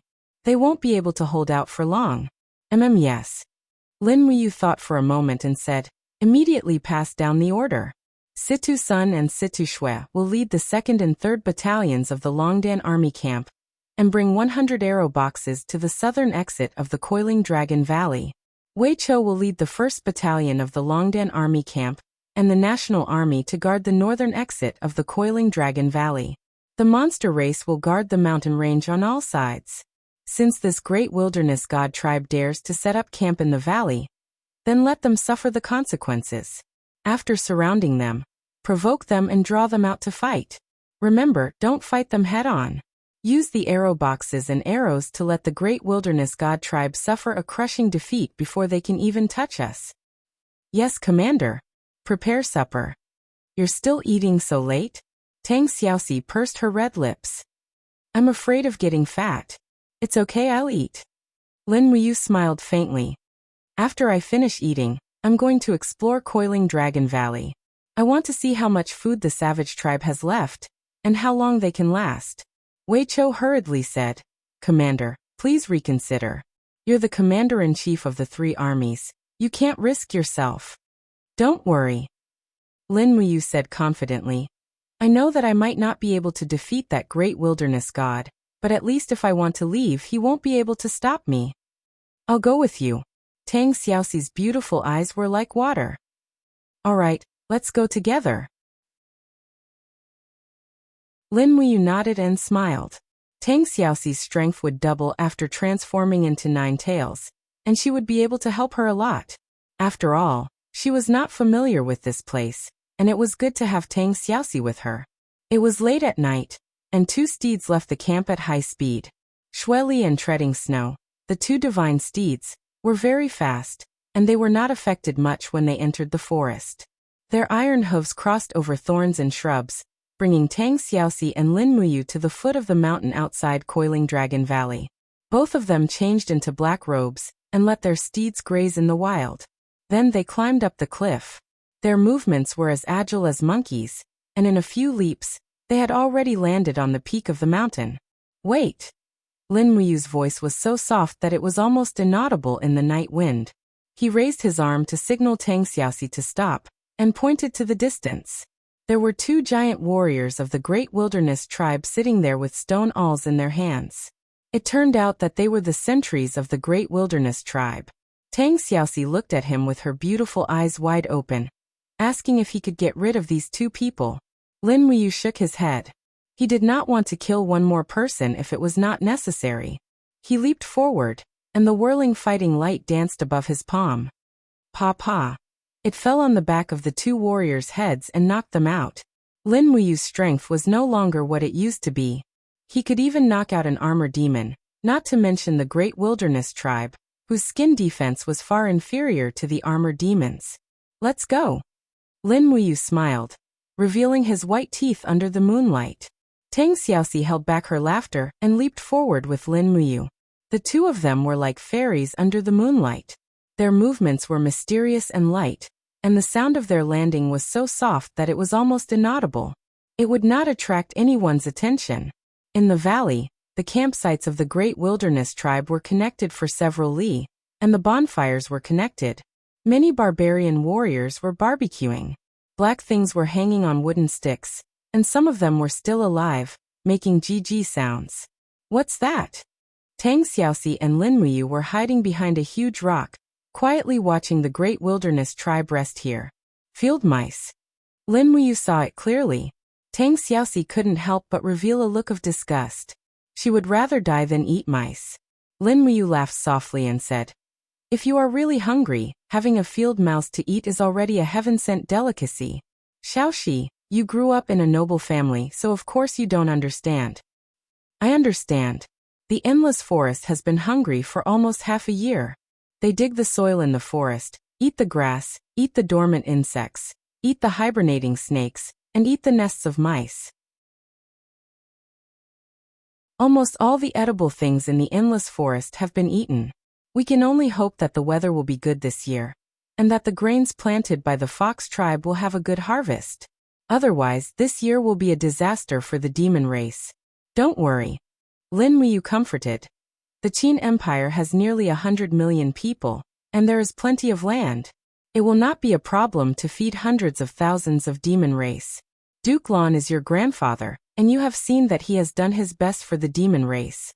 Tang Xiaoxi nodded and said, "Mu, you can also see that grandfather wants to make up with me. And we are family after all. We can talk about this in the future." Lin Muyu continued to look into the distance and said, "The Great Wilderness tribe's people are so strong. Will they be full just by eating a field mouse?" "No, look over there."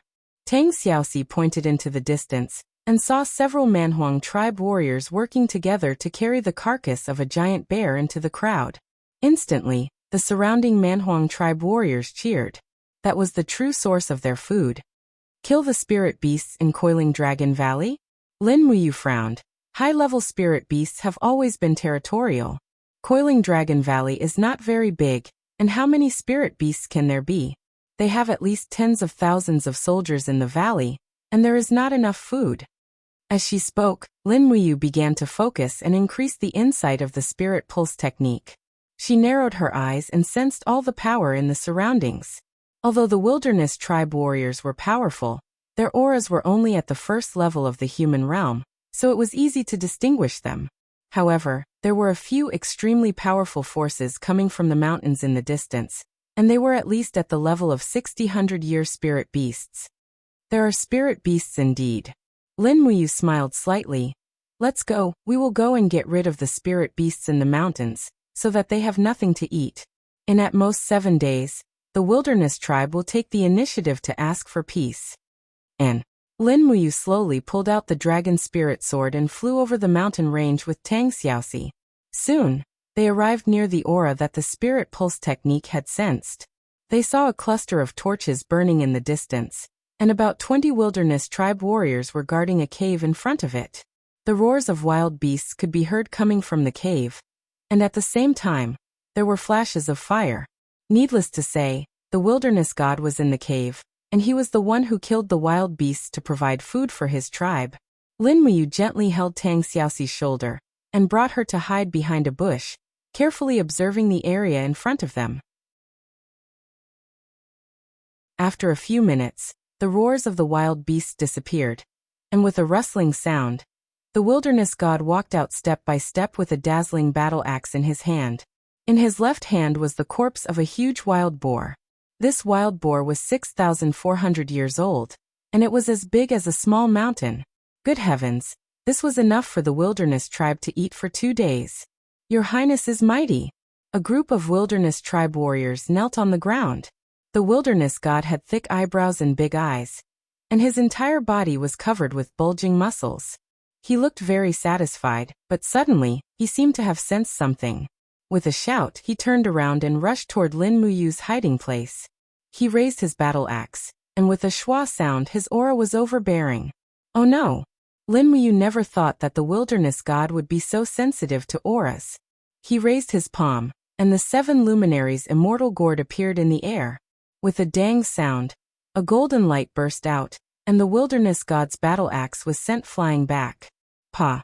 Holding the battle axe that was sent flying back, the wilderness god looked at Lin Muyu proudly and said, "Another so-called commander of a human empire. What's your name?" Lin Muyu. What an ugly name.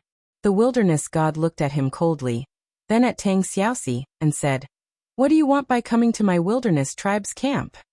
"I advise you to surrender." Lin Muyu smiled and said, "If you don't surrender, your tribe will be exterminated here. If you surrender, I can arrange a place for you so you don't have to suffer from hunger." Impudent. The wilderness god's face was full of anger. "Who do you think you are? You want my wilderness tribe to surrender? Dream on, hand over your life." Lin Muyu gently pushed Tang Xiaoxi away and said, "Xiaoxi, don't interfere. I want to fight him one-on-one." "Ba, one-on-one?" The wilderness god's face was full of disdain. "With just you?" "Yes, with just me." Lin Muyu held the dragon spirit sword in front of his chest and smiled. "If you lose, surrender, and I will give you enough food to survive. How about it?" "I need food, but I will never surrender." Heavens, so unyielding. Amidst the howling wind, the wilderness god rushed over like a whirlwind. He didn't cultivate a martial soul, nor did he have battle energy, but the power contained in the battle axe forced Lin Muyu to go all out. Starlight gathered on Lin Muyu's body from the sky, fusing with the power of the stars in his body. The light suddenly exploded. First move, first starlight.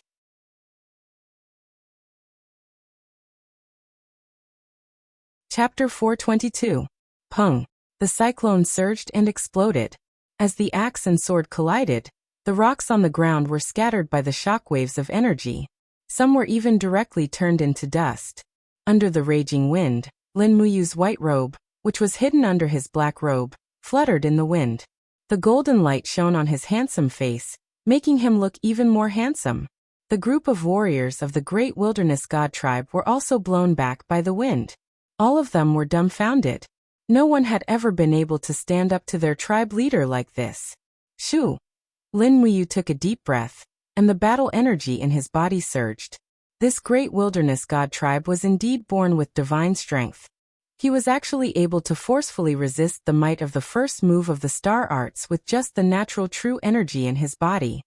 Again, the great wilderness god tribe's eyes burned brightly under his thick eyebrows. He laughed loudly and said, "Awesome! Awesome! I didn't think that there would be such an expert among the humans. Come, come, come. If we don't settle this today, don't even think about leaving." Just what I wanted. Lin Muyu suddenly shook his long sword and activated all the battle energy in his body, directly raising it to the 100% realm. He leaped up, and the power of the stars rapidly surged onto the tip of his sword, turning into rocks and stardust. A majestic power of mountains condensed, and the 5 mountains descend from the heavens forcefully descended from the sky, directly smashing towards the great wilderness god tribe's head. When the great wilderness god tribe felt that terrifying pressure, he didn't dare to be careless. He waved his battle axe and suddenly spun it, shouting in a low voice, "Circumference!" An invisible domain vortex formed in the air, to resist the sacred domain pressure that Lin Muyu's attack had produced. The great wilderness god tribe brandished his battle axe and continuously spun it. Every time it spun, the domain vortex's energy would increase by another layer. In the blink of an eye, 7 layers had condensed. His forehead was already dripping with sweat, and his entire body seemed to be wrapped in a storm. He swung his battle axe and rushed towards the 5 mountains descend from the heavens. Lin Muyu had never seen such an attack method before. It was too barbaric and violent. Bang! 5 mountains descending from the heavens clashed head-on with the domain vortex. The divine power of the 9 god-binding chains exploded, and a golden light soared into the sky, illuminating the entire valley. The great savage god of desolation also withstood the full power of the 5 mountains descending from the heavens. He forcefully stirred up his true energy, and his axe forcefully knocked away the dragon spirit sword. Lin Muyu felt a sweetness in her throat. New wounds were added to her old ones, and a trickle of blood flowed from the corner of her mouth. Moo. Tang Xiaoxi was anxious.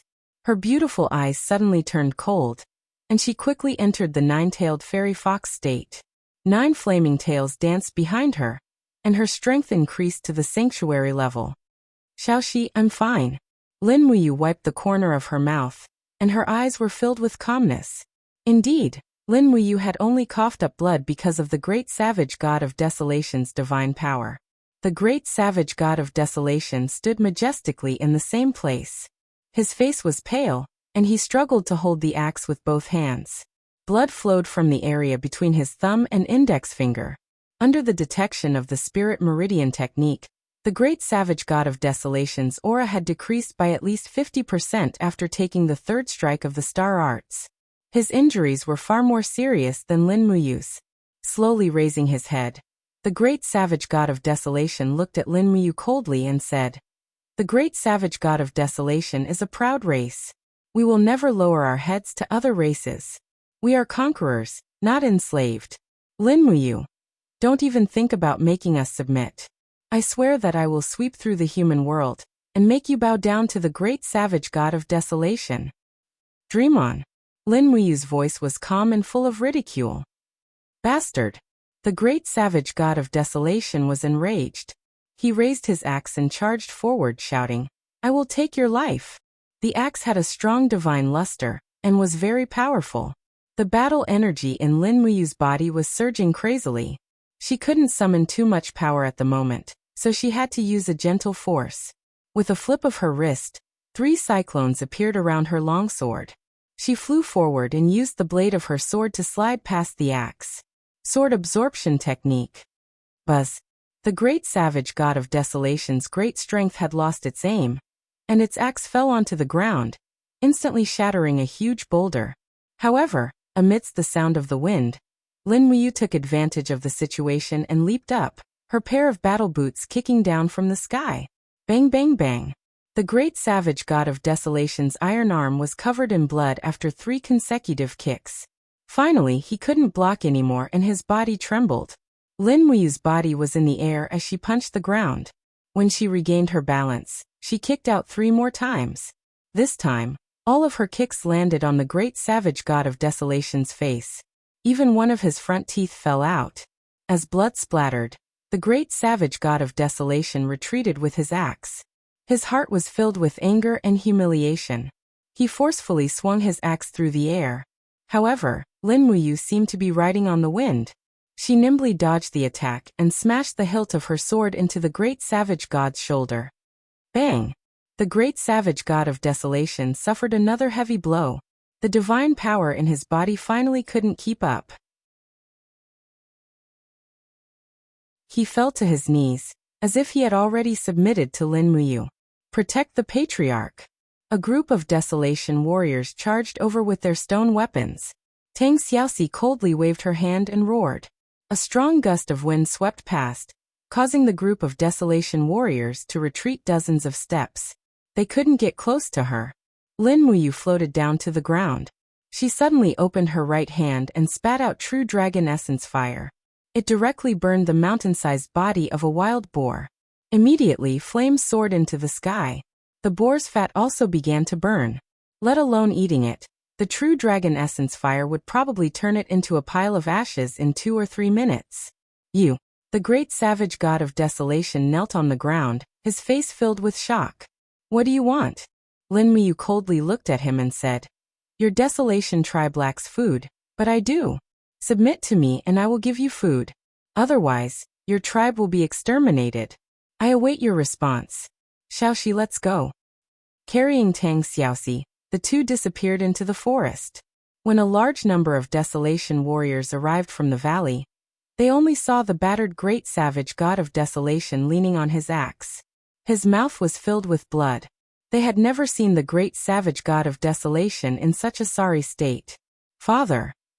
A desolation tribe youth supported the great savage god of desolation. He anxiously said, What happened? Who injured you like this? Who was it? I want to crush their head. Huangxi, my son. The great savage god of desolation gasped for breath. There is actually such a strong expert among the humans. The calamity of our great savage tribe has finally arrived. Father, what happened? Don't ask. Tomorrow, when the sun rises, immediately order all our tribesmen to retreat from the south of Coiling Dragon Valley and return to the desert. This place cannot be conquered. Yes, father. Under the moonlight, Lin Muyu and Tang Xiaoxi flew through the forest. Mu, how are your injuries? Tang Xiaoxi asked with concern. I'm fine. It's just an internal injury. Actually, I've always wanted to ask. Tang Xiaoxi wanted to say something but hesitated. After a while she said, Mu, why did you have to be so cruel to the great savage tribe? Just now, you almost killed that great savage god of desolation. If you wanted to subdue these desolation tribe warriors, you shouldn't have done this. Lin Muyu smiled faintly. Xiaoxi, you don't understand. These great savage tribe people call themselves conquerors. They think that they can conquer the entire world with their extraordinary strength. The arrogance in their hearts has already reached an uncontrollable point. If we want to subdue them, we have to beat them until they are convinced. I want these desolation tribe people to see death before they submit to me. I don't know much about war. You are in charge of this. Don't worry. I know what I'm doing. The next day early morning, a large number of desolation tribe warriors formed groups and left the valley. However, when they approached the valley entrance, they heard the sound of human war drums in the distance. Prince Huangxi was shocked. He turned to the great savage god of desolation who was riding on a war bear and said, Father, those despicable human armies have already surrounded the valley entrance. What do we do? The great savage god of desolation narrowed his eyes. He slowly raised his battle axe and said, The great savage tribe is invincible. Children, charge with me. Let's break through their encirclement. Let's steal their food and return home. Everyone roared and rushed out of the valley like a tidal wave. However, outside the valley was an army of 30,000 soldiers from the Longdan army camp led by Situ Sun and Situ Shui. 100 arrow boxes and a dozen ballistae had already been set up. When the great savage tribe army rushed out of the valley, Situ Sun raised his arm and shouted, Fire! Whoosh whoosh whoosh. Dense arrows raged. This time it was a destructive attack. The desolation tribe warriors at the front were pierced by the thick steel arrows and died tragically in a pool of blood. Coupled with the arrows from the Longdan army camp, the desolation tribe warriors at the front almost fell in droves. They were born with great strength, but they couldn't even touch the opponent. They died in an incomparably sullen manner. Spear and shield camp, go! Situ Shui shouted. The soldiers of the 3rd Division of the Longdan army camp raised their shields and spears, and formed a defensive line. The spears were at least 3 meters long. Before the desolation tribe warriors could get close, they would pierce through and kill them. The cavalry archers at the back continued to rain arrows on the crowd. In an instant, Blood stained the ground outside the valley. The outcome was very clear. Hiss hiss. Beside Situ-san, a serpent man commander spat out his tongue as he stared at the scene in front of him in disbelief. Serpent man warriors were usually defeated miserably by the barbarian warriors. But in the end, this group of unremarkable humans actually defeated the barbarian warriors. What? You don't like it? Situ-san glanced at him. The serpentine general didn't understand human language and hissed again. Situ-san grinned. Damn, my dear brother, you're really ugly, Situ-shue. After nearly an hour of fighting, the Great Desolation tribe slowly retreated, leaving behind nearly 3,000 corpses outside the valley. They had lost miserably and almost didn't have any strength to fight back. In fact, if Tang Xiaoxi and Tang Zhen had enough rations and arrows, they might not have lost to the Desolation tribe. However, their conditions were too harsh. They didn't even have food to eat. When faced with the crazy charge of the Desolation tribe, it was inevitable that they would suffer heavy casualties. In the wasteland, the defeated Desolation tribe had long lost their spirit. Prince Huangshi said with an ashen face, "Father, what do we do now?" The great Desolation god looked as if he had lost his soul. Charge out from the northern mountain pass. I don't believe.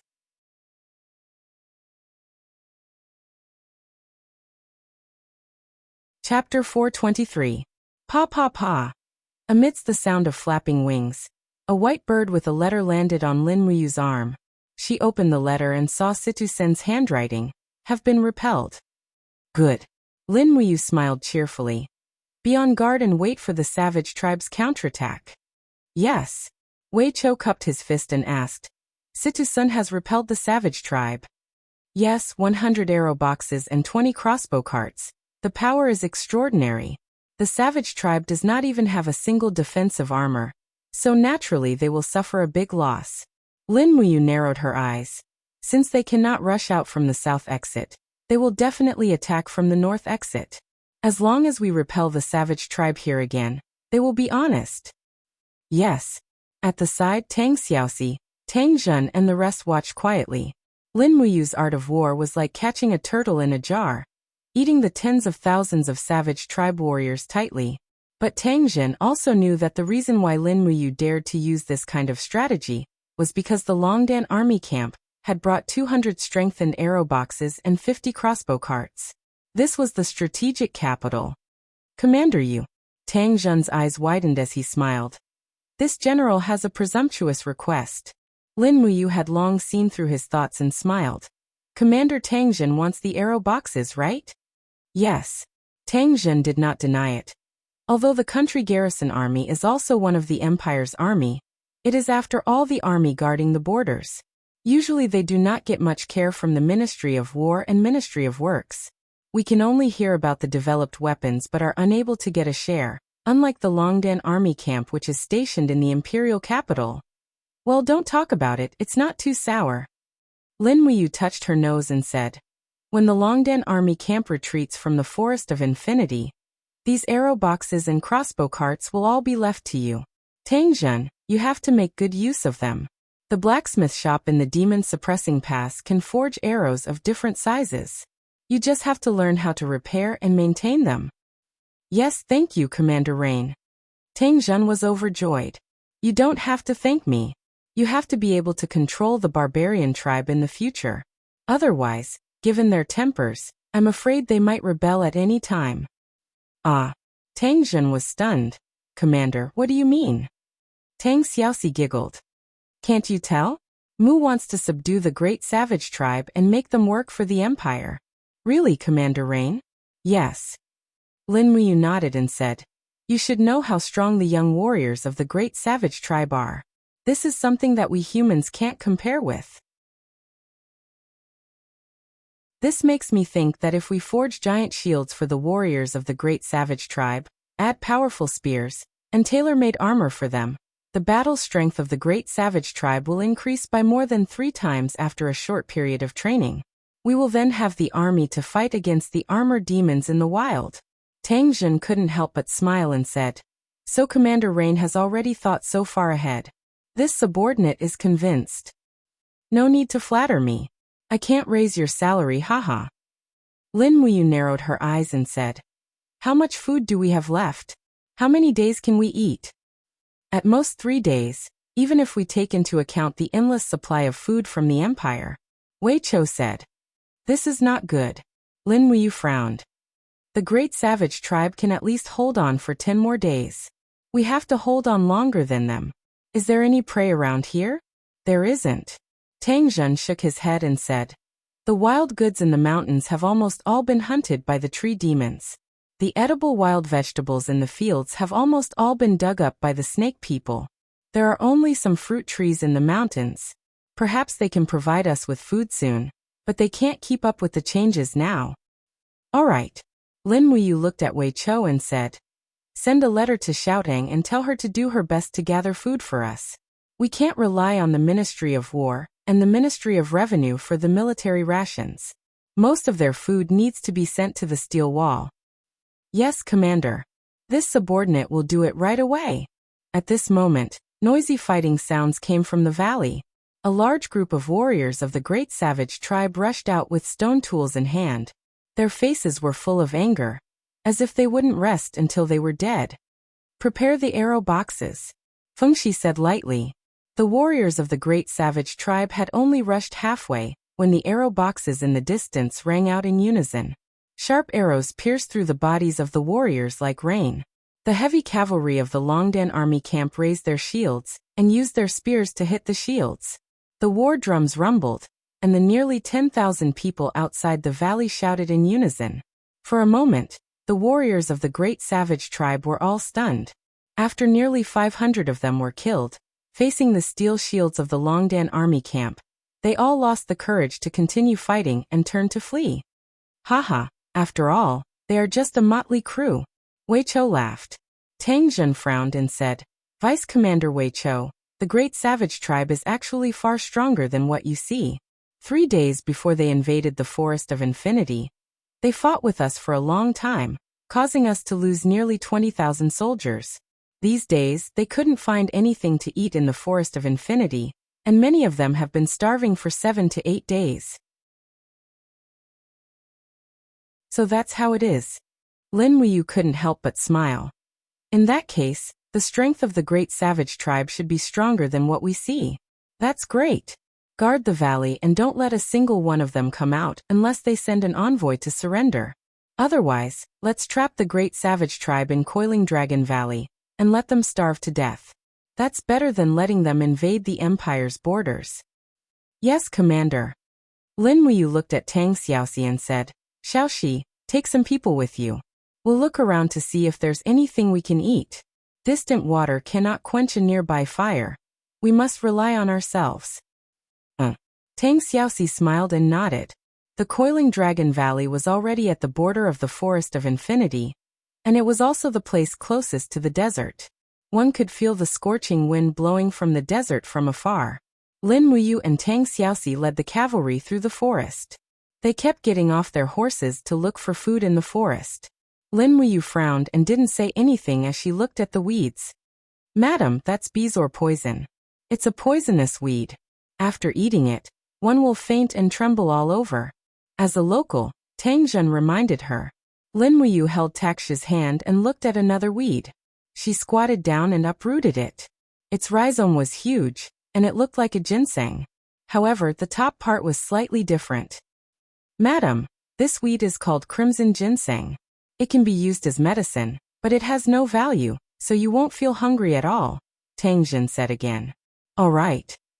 Lin Muyu got on her horse and led the group into the depths of the forest. After a long time, she saw a patch of green plants in the distance. She could not help but be stunned. She urged her horse forward and plucked a stalk. She crushed the ears of the stalk and said, This is wheat. Yes, it's a type of wild wheat, Tang Zhen said. It's just that it's not widely spread, so it can't feed many people even if it's collected. There are many places in the Forest of Infinity, and it's usually used to feed horses. Lin Muyu furrowed her brows. Indeed, the ears of this type of wild wheat were very small, and could not produce much food. Let's go. He got on his horse and continued to search in the forest with everyone. In the blink of an eye, Lin Muyu had wandered in the Forest of Infinity with Tang Xiaoxi and the others for 3 days. Meanwhile, the food of the Longdan army camp, the National Army, and the Demon Clan was almost exhausted. It could be seen from the eyes of the Naga warriors that they were very hungry and wanted to eat. Therefore, they kept drooling when they saw the soldiers of the Longdan army camp and the National Army. Fortunately, the Longdan army camp and the National Army were well equipped. They were also eyeing the Demon Clan covetously, and thinking about the delicacies such as snake meat pot and bear paw stew soup. Lin Muyu was very worried. If they continued to starve, she was afraid that the humans and the Demon Clan would kill each other. Thud, thud, thud. The sound of the horse's hooves slowly stopped outside a valley filled with dancing butterflies and fragrance. Lin Muyu looked into the valley and sniffed desperately. She smiled and said, "It smells so good. What's the origin of this valley?" Tang Jun said, "Butterfly Valley. It's full of weeds and poisonous snakes." Poisonous snakes? Yes, it's a type of poisonous snake that lives in rocky areas. It's called the iron-head snake. It's huge and feeds on the mice, butterflies, and other insects in the valley. That's why this valley is also called Butterfly Valley by the Demon Clan. What a beautiful name. Lin Muyu smiled. "Let's go in and have a look." Tang Xiaoxi readily agreed. She looked at Lin Muyu with eyes full of tenderness. Perhaps at this moment, Lin Muyu was thinking about how to find food to save the 200,000 soldiers, but Tang Xiaoxi was thinking about how she and Mu would spend more time apart. It was a rare opportunity for him to take her on a sightseeing tour, so she took this as a good opportunity to be together. Looking at Tang Xiaoxi's gentle expression, Lin Muyu couldn't help but be stunned. She smiled and said, "Silly Xiaoxi, what are you looking at?" Tang Xiaoxi blushed. "Oh, nothing. There are poisonous snakes in Butterfly Valley. Mu, we have to be careful." "Don't worry." Lin Muyu urged her horse forward and activated the spirit pulse technique. At the same time, the pressure of her domain shrouded the surroundings. Pressure was a type of energy field that was effective against both living and non-living things. The pressure Lin Muyu released was harmless to the human body, but it could definitely make any iron-head snake flee. In order to avoid accidents, he pulled out his long sword and continuously slashed at the bushes on both sides to alert the snake. After entering the valley, Tang Xiaoxi's eyes were filled with little white flowers, causing her to feel intoxicated. She accompanied Lin Muyu with a smile on her face. Her hand was on the saber at her waist, and the corners of her mouth curled up into a beautiful smile. So many white flowers. Tang Xiaoxi sighed. So beautiful. Yes, very beautiful. Lin Muyu didn't go far when she suddenly turned over and dismounted from the horse. She carefully smelled the smell of the white flowers on the plant, and felt that it was somewhat familiar. She frowned and said, "What plant is this?" "I don't know." Tang Jun shook his head and said, "There are poisonous snakes in Butterfly Valley, so very few people come here. Moreover, this is the depths of the endless forest. There may not be a single person who comes here all year round, let alone enter Butterfly Valley." But Lin Muyu bent down and used the dragon spirit sword to dig under the plant.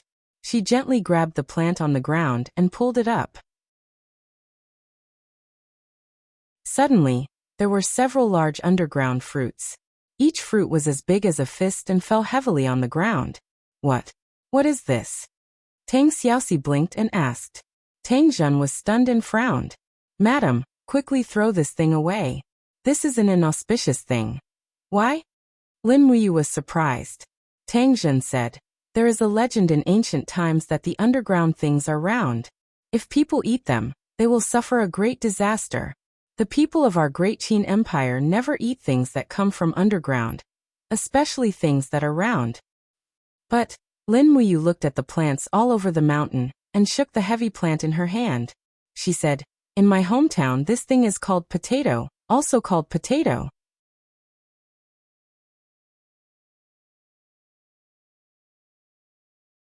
Chapter 424. Potato? Can it be eaten? Tang Xiaoxi looked at him with wide eyes. "Yes, it can be eaten. It tastes pretty good after cooking. It has high calories and can withstand hunger. It's a very good staple food. Wait a moment, I need to confirm if this is a real potato." As she spoke, Lin Muyu lightly crushed a potato and spread the juice on her palm. She said, Lulu, come out and help me analyze if this is a potato and if it can be eaten. Yes, brother. The beautiful elf official flew up and circled around Lin Muyu's hand before returning to Yi. She said, 29% protein, 194% carbohydrate, 3% fat, 31% dietary fiber, and many other vitamins and cellulose. The overall composition is confirmed to be a potato and can be eaten. Genetic analysis shows that it belongs to the potato family and is considered a close relative of the potato. Okay, I understand. Thank you. Then I'll continue sleeping, brother. Commander, are you really going to eat something dug out of the ground? Wei Cho said in shock. Yes. Lin Muyu casually picked a few potatoes and placed them in a bag on the side of the warhorse. She said, at this time, do you choose to follow the ancient teachings and starve to death? Or do you choose to eat and subdue the savage tribe? Wei Cho smiled. This subordinate will listen to Commander. If Commander wants to eat, this subordinate will eat. Tang Jun and the others were still in a daze. Lin Muyu said, what are you waiting for? Everyone dismount and pick as much as you can. Bring a batch of potatoes back to camp and cook and eat them. Then send more people to dig potatoes in Butterfly Valley. There are potatoes everywhere in the valley, and it will be enough for the army to eat for a month. It will be enough for the demon race to survive this spring. A fox general was very excited. Commander, is what you said true? Yes, quickly pick them. Yes. Everyone dismounted. Each person dug up a dozen kilograms of potatoes and carried them on the backs of their horses. Then they jolted back to camp to taste the potatoes. Why would people care so much when they were about to starve to death? Just like Shihua in Winterfrost City, he could even eat human flesh. What else could he not eat? At lunchtime, smoke curled up from the chimneys of the spiritual fire department. Pot after pot of potatoes with chili and salt were served. Lin Muyu accompanied Tang Xiaoxi, each holding an empty bowl as they waited for this military meal. When the huge potatoes were placed in the bowl, Tang Xiaoxi couldn't help but smile. It smells so good. Is it really edible? Don't worry. Lin Muyu took the lead and swallowed half of it in one gulp. It was almost scalded to death. She ate it with tears in her eyes. Tang Xiaoxi tasted the soup mouthful by mouthful, and seemed to be able to taste the sweetness within. After eating a fist-sized potato, she drank the soup and put down her bowl and chopsticks with great satisfaction. In the distance, a group of starving soldiers were also fighting to eat this underground food. Not only were the potatoes delicious, but they also provided a lot of energy. They were very suitable for soldiers to eat. By noon, none of those who had eaten the potatoes had any problems. Thus, Tang Jun happily led over 10,000 soldiers to Butterfly Valley to collect food. This way the food problem had been solved. When Jin Xiaotong's food arrived, the situation should have been settled. In Coiling Dragon Valley, goo-goo-goo-goo, the sound of rumbling stomachs could be heard. The great wilderness god sat down on a green rock. Beside her, Prince Huangxi was stewing a pot of wild vegetable soup. He said with a sorrowful expression, This wild vegetable is not even enough to fill the gaps between my teeth. Royal Father, are we really going to be trapped here? The weapons of the humans are so powerful. Our warriors are unable to charge through. The great wilderness god's face was pale. He said, It's all my fault. I led my people to cross the desert and come here. I didn't think that there would be such a powerful army on the other side of the desert. It's all my fault, Huangxi said. Royal Father, you can't be blamed for this. The number of people in our tribe is increasing, but the land is decreasing. Last year, over 10,000 people starved to death. If Royal Father didn't lead the army here, I'm afraid that these people would also starve to death. This is a calamity for our great wilderness tribe. It has nothing to do with Royal Father's decision. Son, do you think that Lin Muyu can be trusted? Lin Muyu. That person with the golden sword. Oh, he's very strong. I can feel that he's very strong from his aura. Huangxi frowned. Royal Father, why are you suddenly asking this? The great wilderness god said. That night, Lin Muyu told me that as long as our great wilderness tribe submitted to his empire, He would give us food and even let us settle down here. Huangshi was stunned. He gritted his teeth and said, "No, our great wilderness tribe has roamed the wilderness for tens of thousands of years and defeated many powerful opponents. Royal Father, have you forgotten? We have defeated the Nushi nation, the hard-footed army, and the Iron Mountain dwarves. These races have already bowed to our great wilderness tribe. Why should we submit to those weak humans?" "Son, you're right." The great wilderness god sighed. His eyes shone with a strong light. He said, "This king has roamed the wilderness for his entire life and defeated many powerful enemies. But now we have reached the end of the road. I have no other choice. I can either starve to death with the 30,000 warriors behind me, or I can only submit to the humans. What choice do you want me to make?"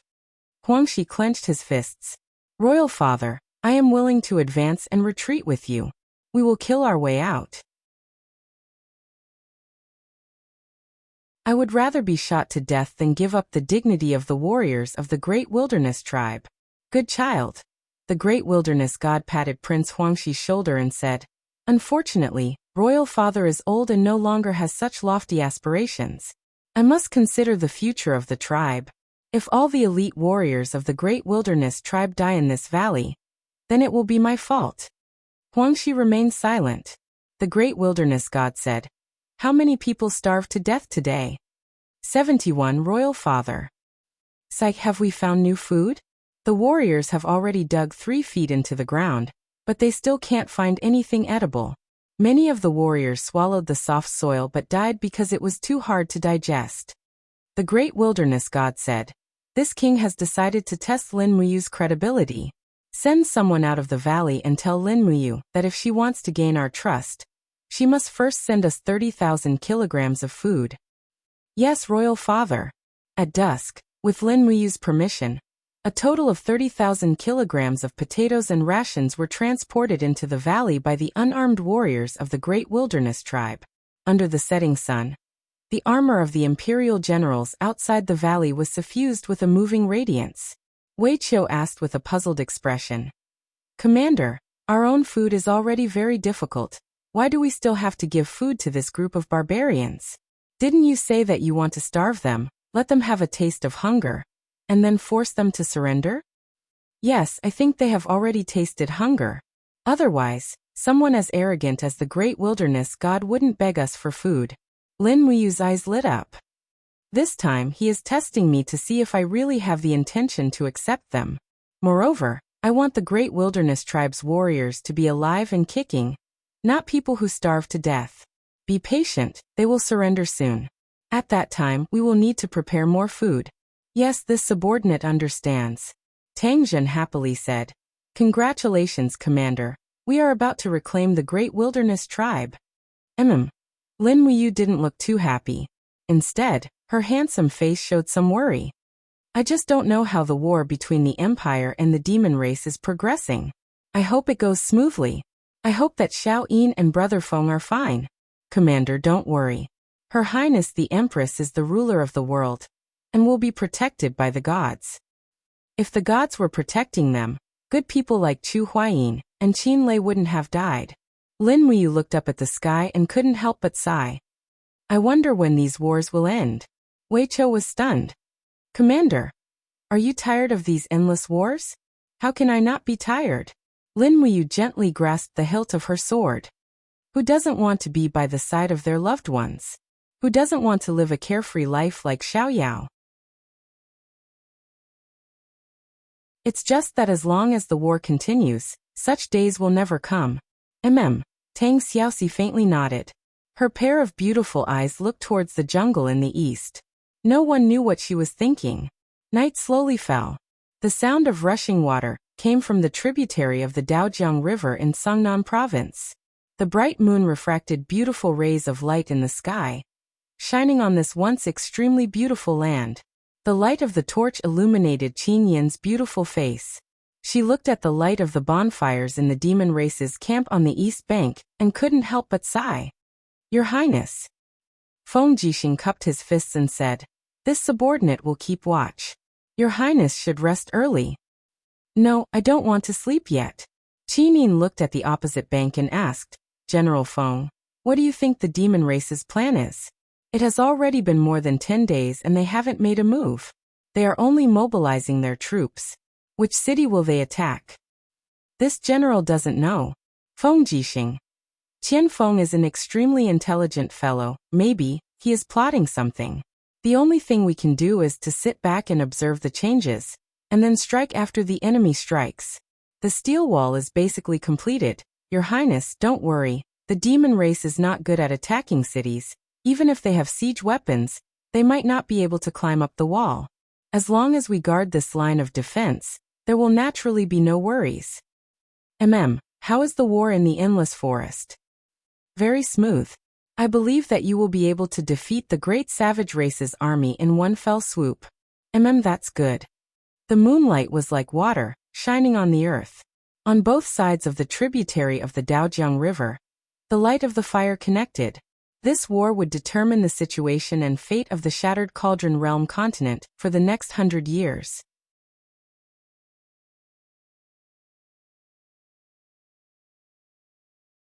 Chapter 425. Early in the morning, a thick fog shrouded both sides of the river. It was impossible to see what the demons on the other side were doing. The only thing that could be heard was the sound of wings flapping in the sky. The winged people were the scouts of the demon race. Bring me my bow. On a small path outside the fortress, Qin Yin was dressed in a well-ironed dark blue female military uniform of the Empire, with a blue-purple Yinghua Empress robe draped over her back. She took a bow from a servant, and her beautiful eyes flashed. She suddenly drew the bow and aimed at the sky. She couldn't see anything in the fog, so she could only rely on the sound to determine the location. With a whoosh, the arrow left the bow, and the next moment, a winged person screamed in pain and fell into the forest in front of her. Your Highness has great archery skills. Feng Jixing couldn't help but praise. Qin Yin stood there suspiciously. It seemed that after cultivating the dragon-slaying art, her spiritual sense became much clearer. Chu Chu, who was riding on the horse, smiled and stroked his beard. Your Highness doesn't need to be suspicious. The dragon-slaying art originates from the dragon race. The ancient holy dragon race is much more sensitive to aura than humans. So your Highness's perception of aura and spiritual sense is probably comparable to you who cultivates the spirit pulse art. However, your Highness's archery skills are really good. Qin Yin's eyes turned red. This archery skills was taught to me by father. Chu Chu and Feng Jixing were silent for a while. Everyone slowly walked on the small path. A total of 5,000 imperial soldiers were protecting them. In addition to the three experts, Chu Chu, Feng Jixing, and Qin Yan, even if Luo Lan came personally, she wouldn't be able to do anything to Qin Yin. The river flowed endlessly. Qin Yin spurred her horse forward, and the dragon-shaped god-binding chains wrapped around her body. She was so majestic that a group of imperial guards did not even dare to raise their heads to look at the beautiful empress. Qin Yin suddenly got off the horse. She stepped on the grass beside the river, and led the horse forward. The horse wanted to eat grass, but she didn't let it.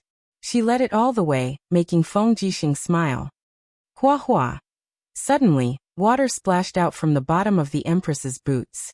Qin Yin couldn't help but exclaim. She stood there dumbfounded, looking thoughtful.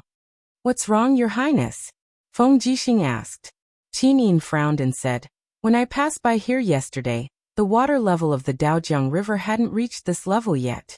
Today it has reached this level, and the water level has risen by at least 1 meter.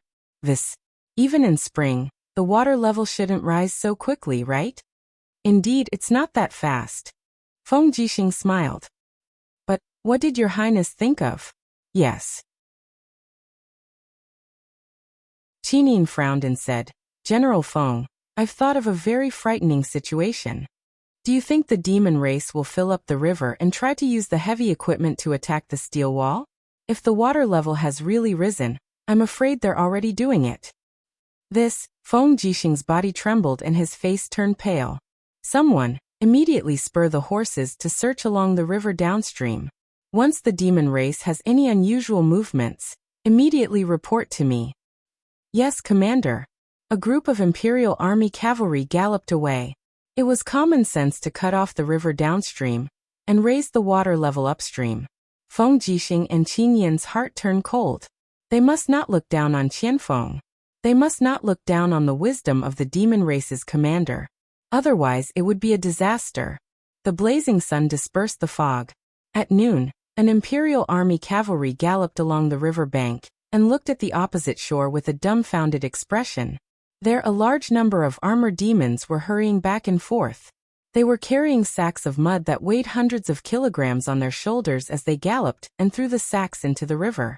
The demon race was indeed filling up the river. Half of the river had already been cut off, and this Imperial Army armored cavalryman's face was pale as he retreated and shouted loudly, "Quickly send a letter to Commander Feng. The demon race is filling up the river 20 miles west of Mountain Forest Town's crossing."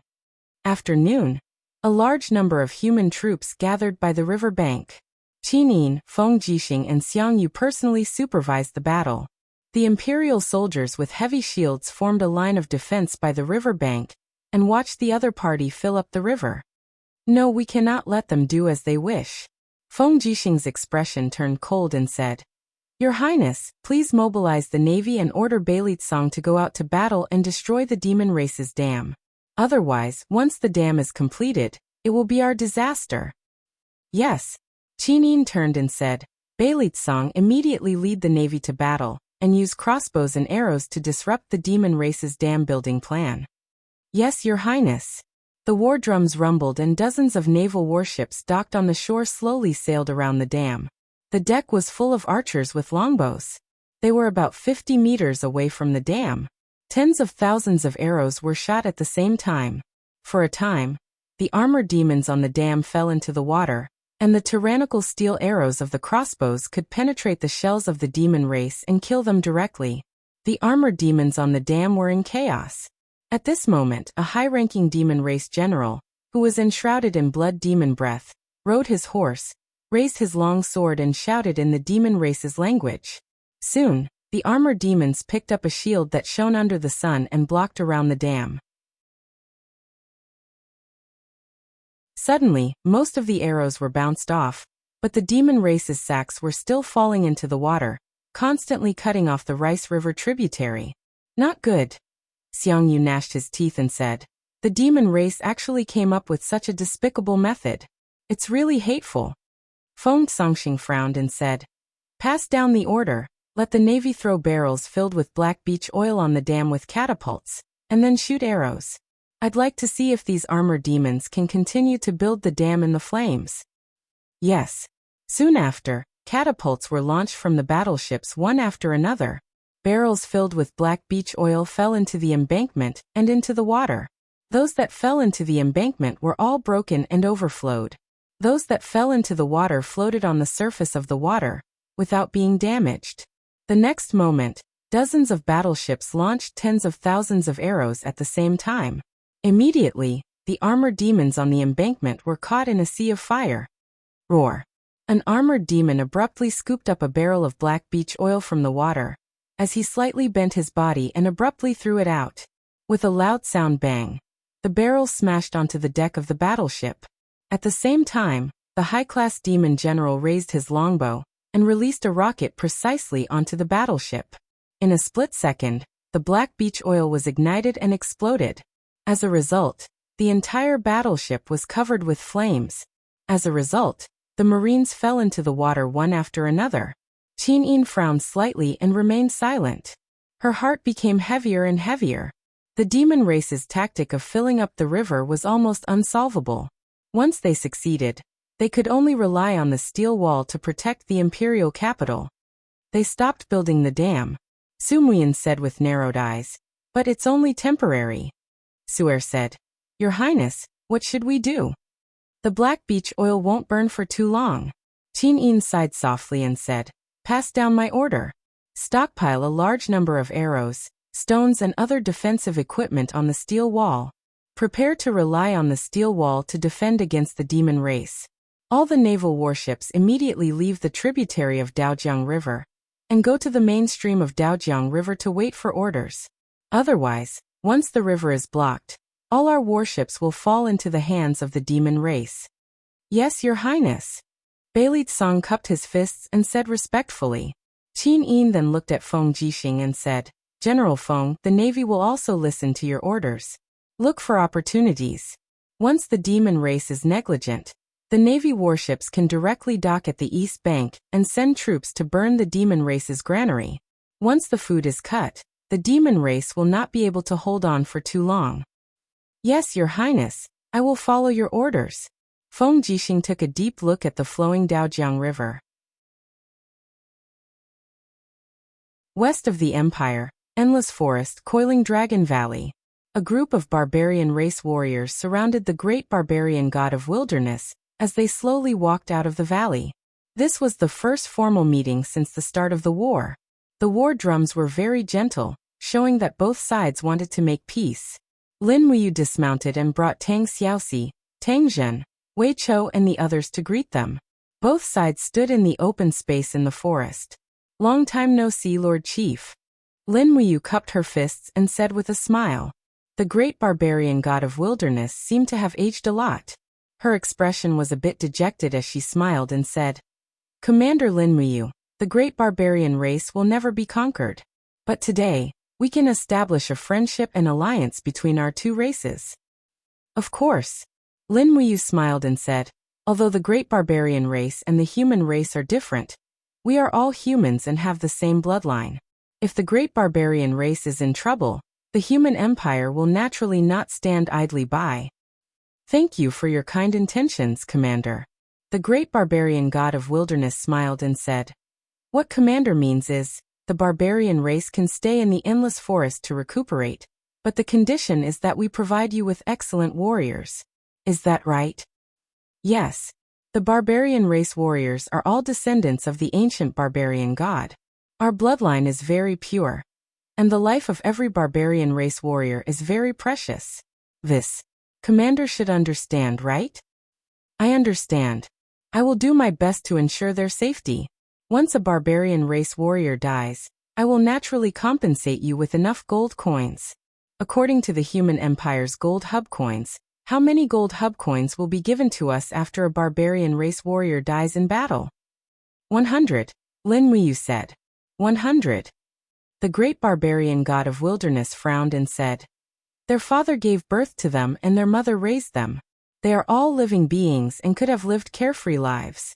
Are they only worth 100 gold hub coins? Lin Muyu said, The empire is at war and the economy is very poor. I already have enough. The compensation for a soldier who dies in battle is only 50 gold hub coins. But the total population of the barbarian race has shrunk from more than 10 million to less than 1 million. We can't afford any more losses. Moreover, this is a war between the humans and the demon race. It has nothing to do with our barbarian race. The patriarch was like an old fox, constantly exploiting the pitiful conqueror of Lin Muyu. How about this, 150 gold hub coins, no more? Lin Muyu nodded. Commander is benevolent. The patriarch continued. The barbarian race is descended from the ancient barbarian god. We have a proud bloodline, and will never submit to any empire. This, Commander should understand, right? I understand. Lin Muyu cupped her hands and said, Don't worry, the barbarian race will move to the south of the endless forest. We will give you land and form an independent country. You will still be the ruler of the barbarian race, and no one can order you around. Our relationship will only be that of friends. The patriarch broke into a smile. Commander, you really are the savior of our barbarian race.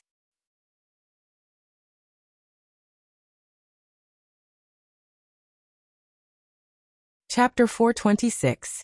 In the afternoon, an army of 5,000 soldiers from the great wilderness tribe slowly walked out of coiling Dragon Valley. Everyone was so hungry that their faces were sallow and their bodies emaciated. This was the advance team that the old fox patriarch had sent out. In reality, it was also a team used to test Lin Muyu's loyalty. This advance team would first settle down in the endless forest. Only after that would the great wilderness god lead the other 20,000 soldiers out of coiling Dragon Valley. But before that, Lin Muyu had to be responsible for the food and clothing of all the wilderness warriors. A cool breeze blew through the forest, causing the pure white royal cloak to flutter. Lin Muyu rested her hand on the hilt of her sword as she rode alongside Tang Xiaoxi. On the side, Wei Chou and Situ Sun led the 10,000 heavy cavalry of the Longdan army camp to protect them.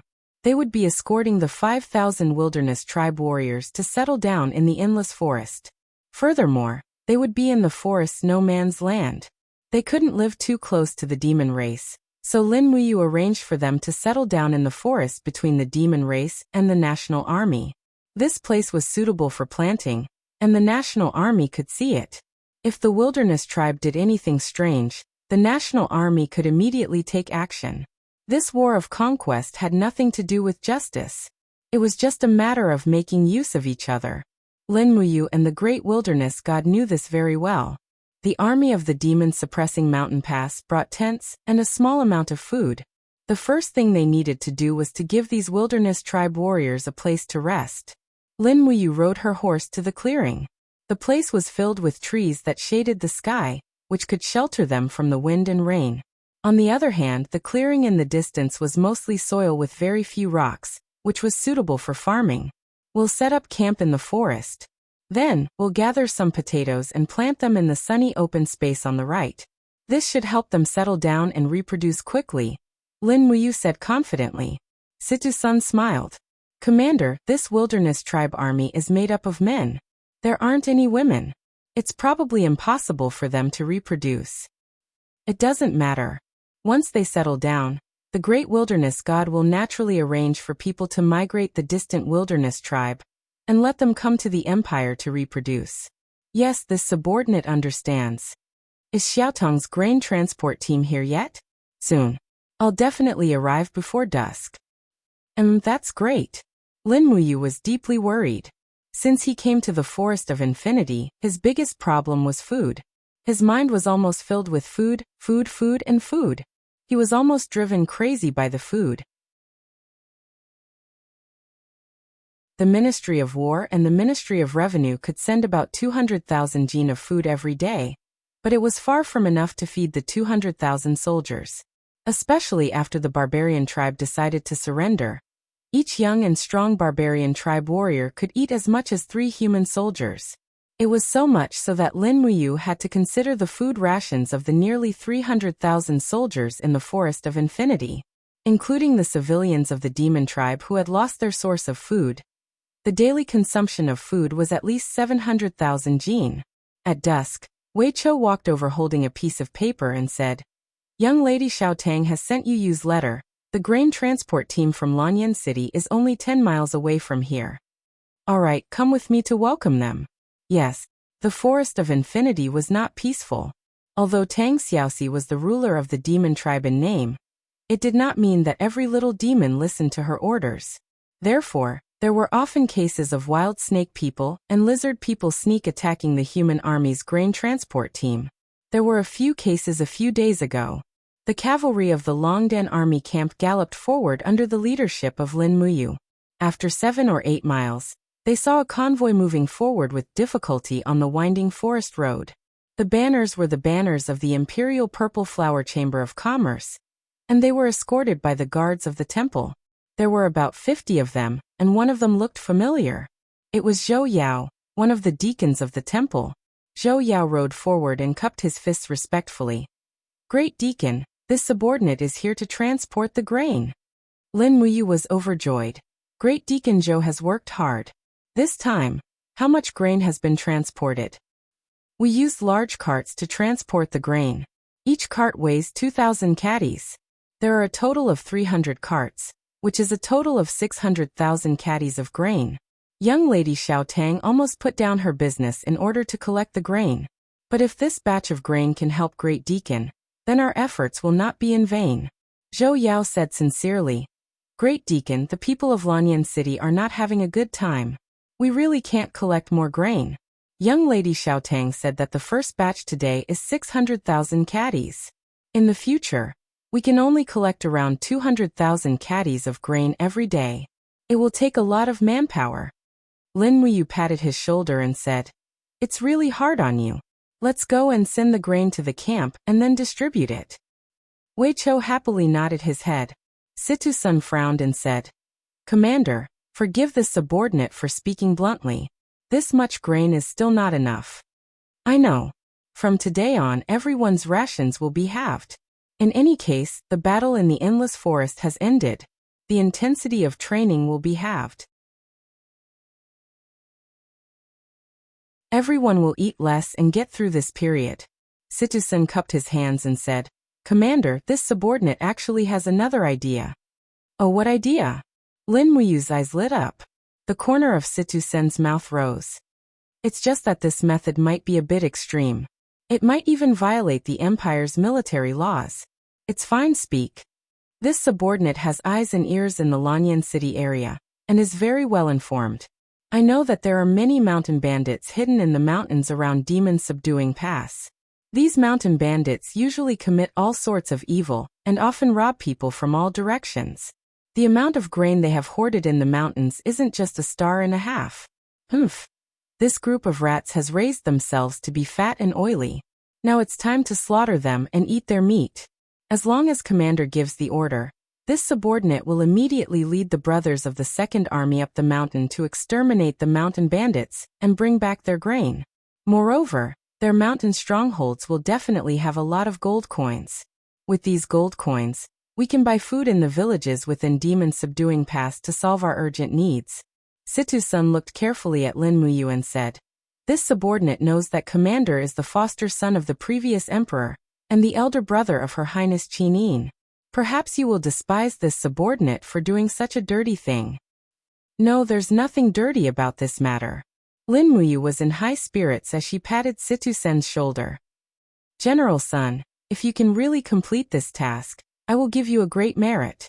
I can also recommend you to join the Imperial Guard and receive the special honor of the Imperial Guard.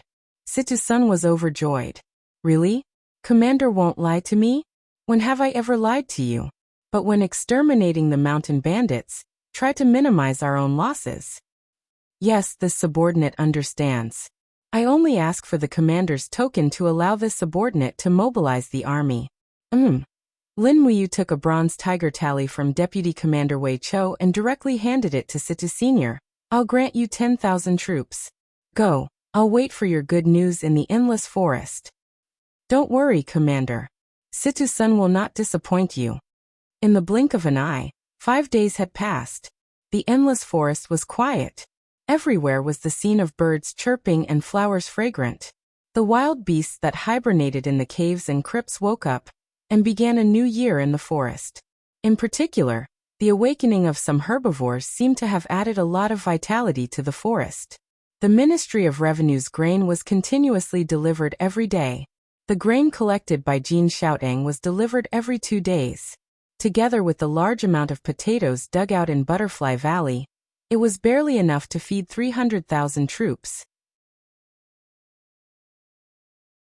The next thing to do was to wait for the potatoes planted by the Longdan army camp and the savages to be harvested early.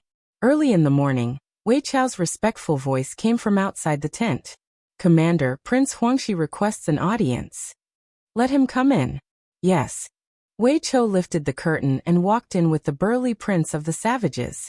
Huangshi originally only had contempt for humans, but now he could not help but be amazed by their planting skills. After seeing Lin Muyu's ability, he also understood how powerful human cultivators were. Their strength was not something that could be compared with pure brute force. Lin Muyu, who was in the midst of refining his star art, slowly retracted the source of his energy. Rays of blue starlight surrounded his body. He slowly opened his eyes, a pair of clear eyes filled with divine light. He smiled and said, Prince Huangshi, what's the matter? Huangshi smiled.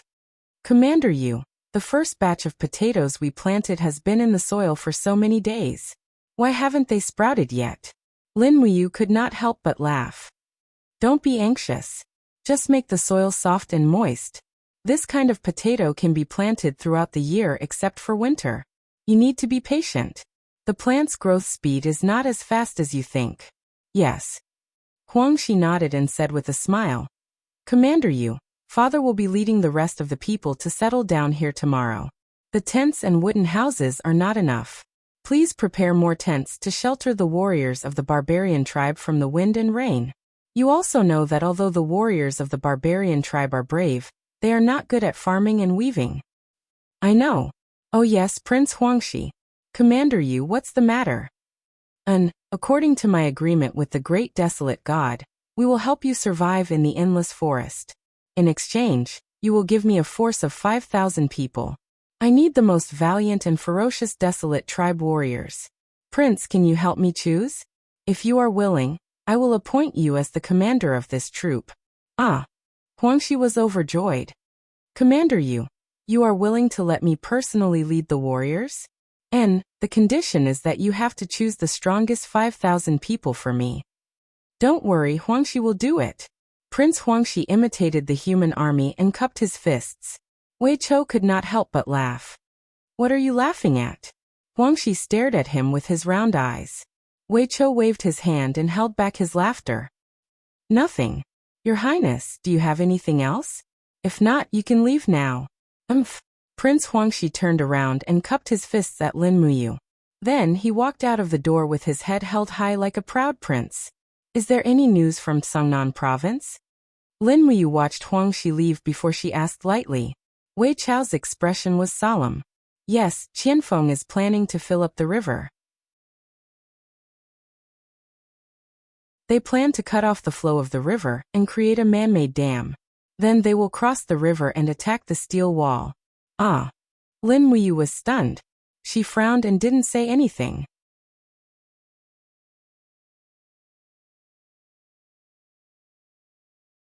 Chapter 427. Commander, Situ-san is back. Situ-sen's loud voice came from outside the commander's tent.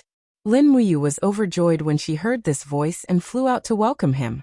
Outside the tent, Wei Chou, Fengxi, Situ-shui and the others were all there. Situ-san was still on his horse. He dismounted with his sword and cupped his hands respectfully. Situ-san greets Commander. General-san, how is the mission going? Lin Muyu smiled and asked. Commander, please look over there. Situ-san pointed into the distance. There were carriages piled high with goods on the forest path.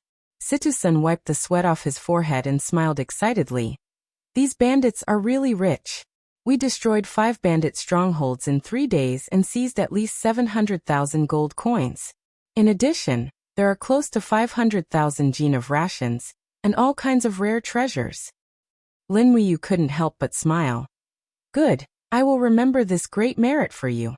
Situ-shui smiled lightly. Brother, if there is something like this in the future, please call me along. I also want to make a contribution. Otherwise, Commander will think that I am just a freeloader. Good. Situ-san looked at Situ-shui dotingly. This gaze actually gave Lin Muyu the illusion that it was like the way Chu Huaying looked at Chu Yao. Perhaps all siblings in the world were like this? She couldn't help but feel emotional, and her body trembled slightly. Commander Yu, are you alright? Situ-shui was surprised. I'm fine. Lin Muyu shook her head and said, General Sun has worked hard. I will set up a banquet for you in the tent tonight. Oh right, Prince Huangshi has already chosen 5,000 barbarian tribe elites. My plan can be carried out now. Where is Su Jiantao? Among the generals, Su Jiantao stepped forward and said, This general is here. Lin Muyu said, I'll have to trouble you this time. According to the height and physique of the barbarian warriors, make them a set of armor, a shield and a spear. After 2 hours, give me all the measurements and blueprints. Yes, your subordinate will do as you say. Su Jiantao's eyes were filled with confidence. Returning to the commander's tent, Lin Muyu sat in the commander's seat. There were pieces of parchment spread out in front of her. Brush, ink, paper, and inkstone were also placed to the side. Wei Chou could not help but smile. Commander, you are still practicing calligraphy? How is this calligraphy? Lin Muyu smiled and explained. I'm compiling a martial arts manual. Martial tactics? Wei Chou was stunned. Yes. Lin Muyu raised her head and said, Wei Chou, Fengxi, General Sun, General Shui, have you heard of the art of taming beasts? No. Everyone shook their heads. Lin Muyu lightly waved her arm and activated her spiritual perception. Instantly, a spatial crack appeared in the corner of the tent. Then the Acatosaurus's huge body rushed out with a dragon's roar. It came to its master's side while wagging its huge tail. It looked at everyone with an indomitable dragon's might. Its brown eyes were filled with ruthlessness, as if the generals in front of it were ants. Wei Chou and the others had seen the Acatosaurus before, so they were not surprised. Instead, Situ-sun and Situ-shui were shocked. Situ-sun had already pulled out his sword and said, "What the hell is this?" "This." Situ-shui's beautiful eyes were filled with shock and joy. "Wow, this is the commander's pet?" "Yes." Lin Muyu did not deny it and said, "In the past, taming pets was the exclusive right of the empire's nobles. They caught the cubs of spirit beasts and raised them from young. In fact, it was no different from raising a dog or a horse. They could not unleash the power of the spirit beasts to the peak. However, there was a book called The Art of Taming, which allowed the owner and the spirit beast to form a soul contract. Then they could fuse, or even transform into armor, which greatly increased the coordination between the owner and the pet. When I was at Lingnan, it was all thanks to the Acatosaurus's fusion armor. Otherwise, I would not have been able to come back to see you." Everyone's eyes widened as they looked at the commander's story in shock.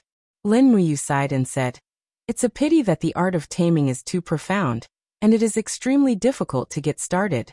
Only those who are extremely talented can understand a thing or two. However, I was fortunate enough to learn the long-lost soul pulse technique under Great Deacon Lei Hong's guidance, so I have a glimpse of the art of taming. It is also because of this that I have made up my mind to fuse the first volume of the soul pulse technique and the first 3 volumes of the art of taming to create a more simple and feasible beast taming technique. I will temporarily call it the art of beast taming.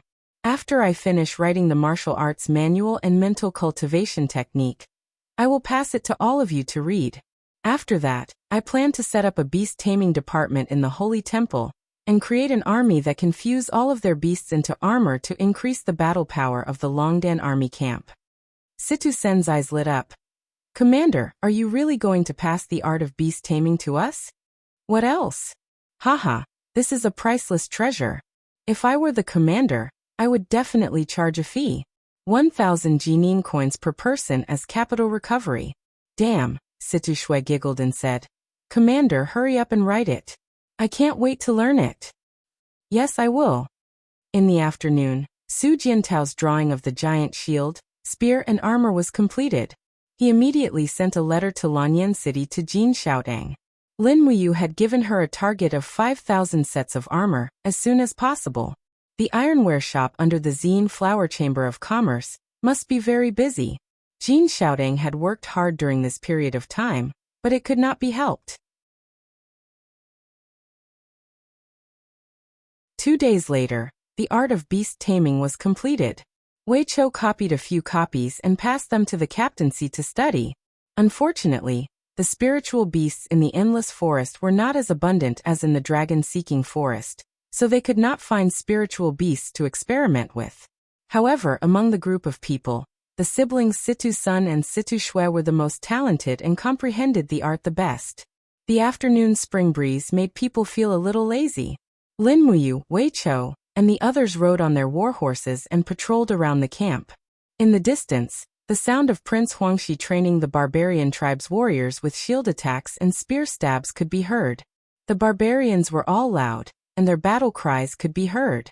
Wei Chou frowned and said, "Commander, when are we returning to the Empire? Are you also worried about the war between the Empire and the demon race?" Lin Muyu asked. "Yes, the opponent is the demon race. I can't help but worry. Let's wait a little longer." Lin Muyu looked at the barbarian tribe's camp in the distance with a worried expression and said, "The barbarian tribe is not easy to deal with. That barbarian god of wilderness is even more arrogant and doesn't care about anyone. If we don't make proper arrangements for their camp and fields here, I'm afraid that once we leave, they will turn against us. At that time, the Guardian army and the demon race will inevitably be very passive." "Is this also the reason why Lord Commander has been insisting on not giving weapons to the barbarian tribe?" "Yes." Lin Muyu nodded. "Unless they are barbarian warriors who have joined the Longdan army camp, we will absolutely not give them 1.5 star bronze, iron weapons, shields, etc. Otherwise, I'm afraid that the balance will change." "I understand. Water the potato fields more.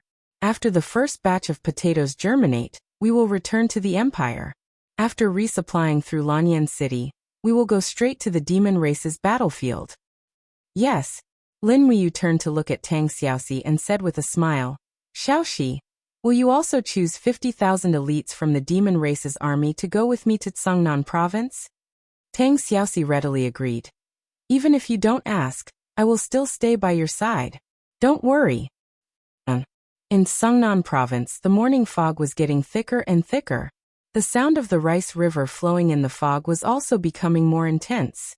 The demon race's river-filling tactic was changing the overall environment of this Rice River tributary. The morning fog turned into dew and fell on his shoulders. Feng Jixing carried his wind cutter and led the imperial army to ride along the river.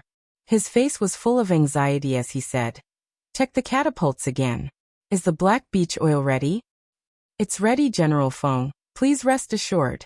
We must defend to the death and not let the demon race easily come ashore. Yes. The night and fog were the demon race's natural protective barriers. It was taking advantage of this environment that allowed them to carry out the river-filling tactic step by step. The Imperial Army couldn't do anything about it. Not far away, a messenger galloped over, cupped his hands and said, General Feng, there are signs of the demon race filling the river 7 miles away from here. They have already filled up the middle of the river. In addition, there are signs of the demon race filling the river in 4 places in the defensive area of Maple Ferry. Bastard! Feng Jixing turned around and pulled out his long saber. With a roar, the raging whirlwind Do Qi around his body danced as he slashed at the dense fog. Instantly, flames spun out and blew away the dense fog that was close to 100 meters away. However, he saw that the dam built by the demon race was already less than 40 meters away from the shore. If it was any closer, the armored demon could even spread its wings and fly over to attack. Oh my god! Zhang Wei was dumbfounded. It's already so close. Forget it. Feng Jixing gritted his teeth and said, Throw the black beach oil, burn it for me. The catapults on the shore were equipped with oil barrels. Pung pung pung sounds were heard as the oil barrels were thrown out one after another. Immediately, oil barrels floated on the surface of the river. Feng Jixing didn't say anything and rushed out with his sword. His battle boots stepped on the surface of the water and didn't sink. With a spin of his sword, the blade Qi smashed the oil barrels on the surface of the water.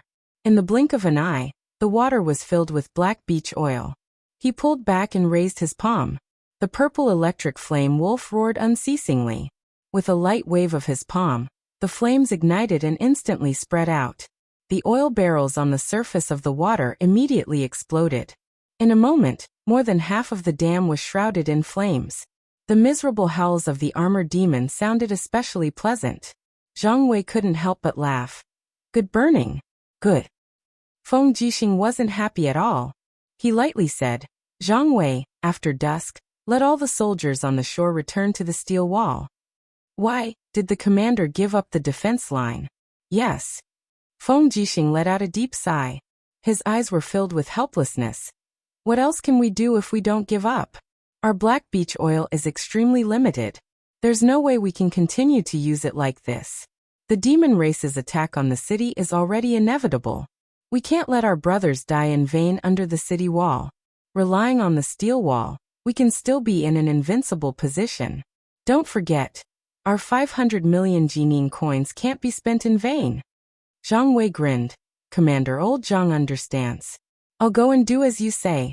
Have you told His Highness about the matter of retreating to the steel wall? His Highness has the same idea. All right, I'll go and pass the order.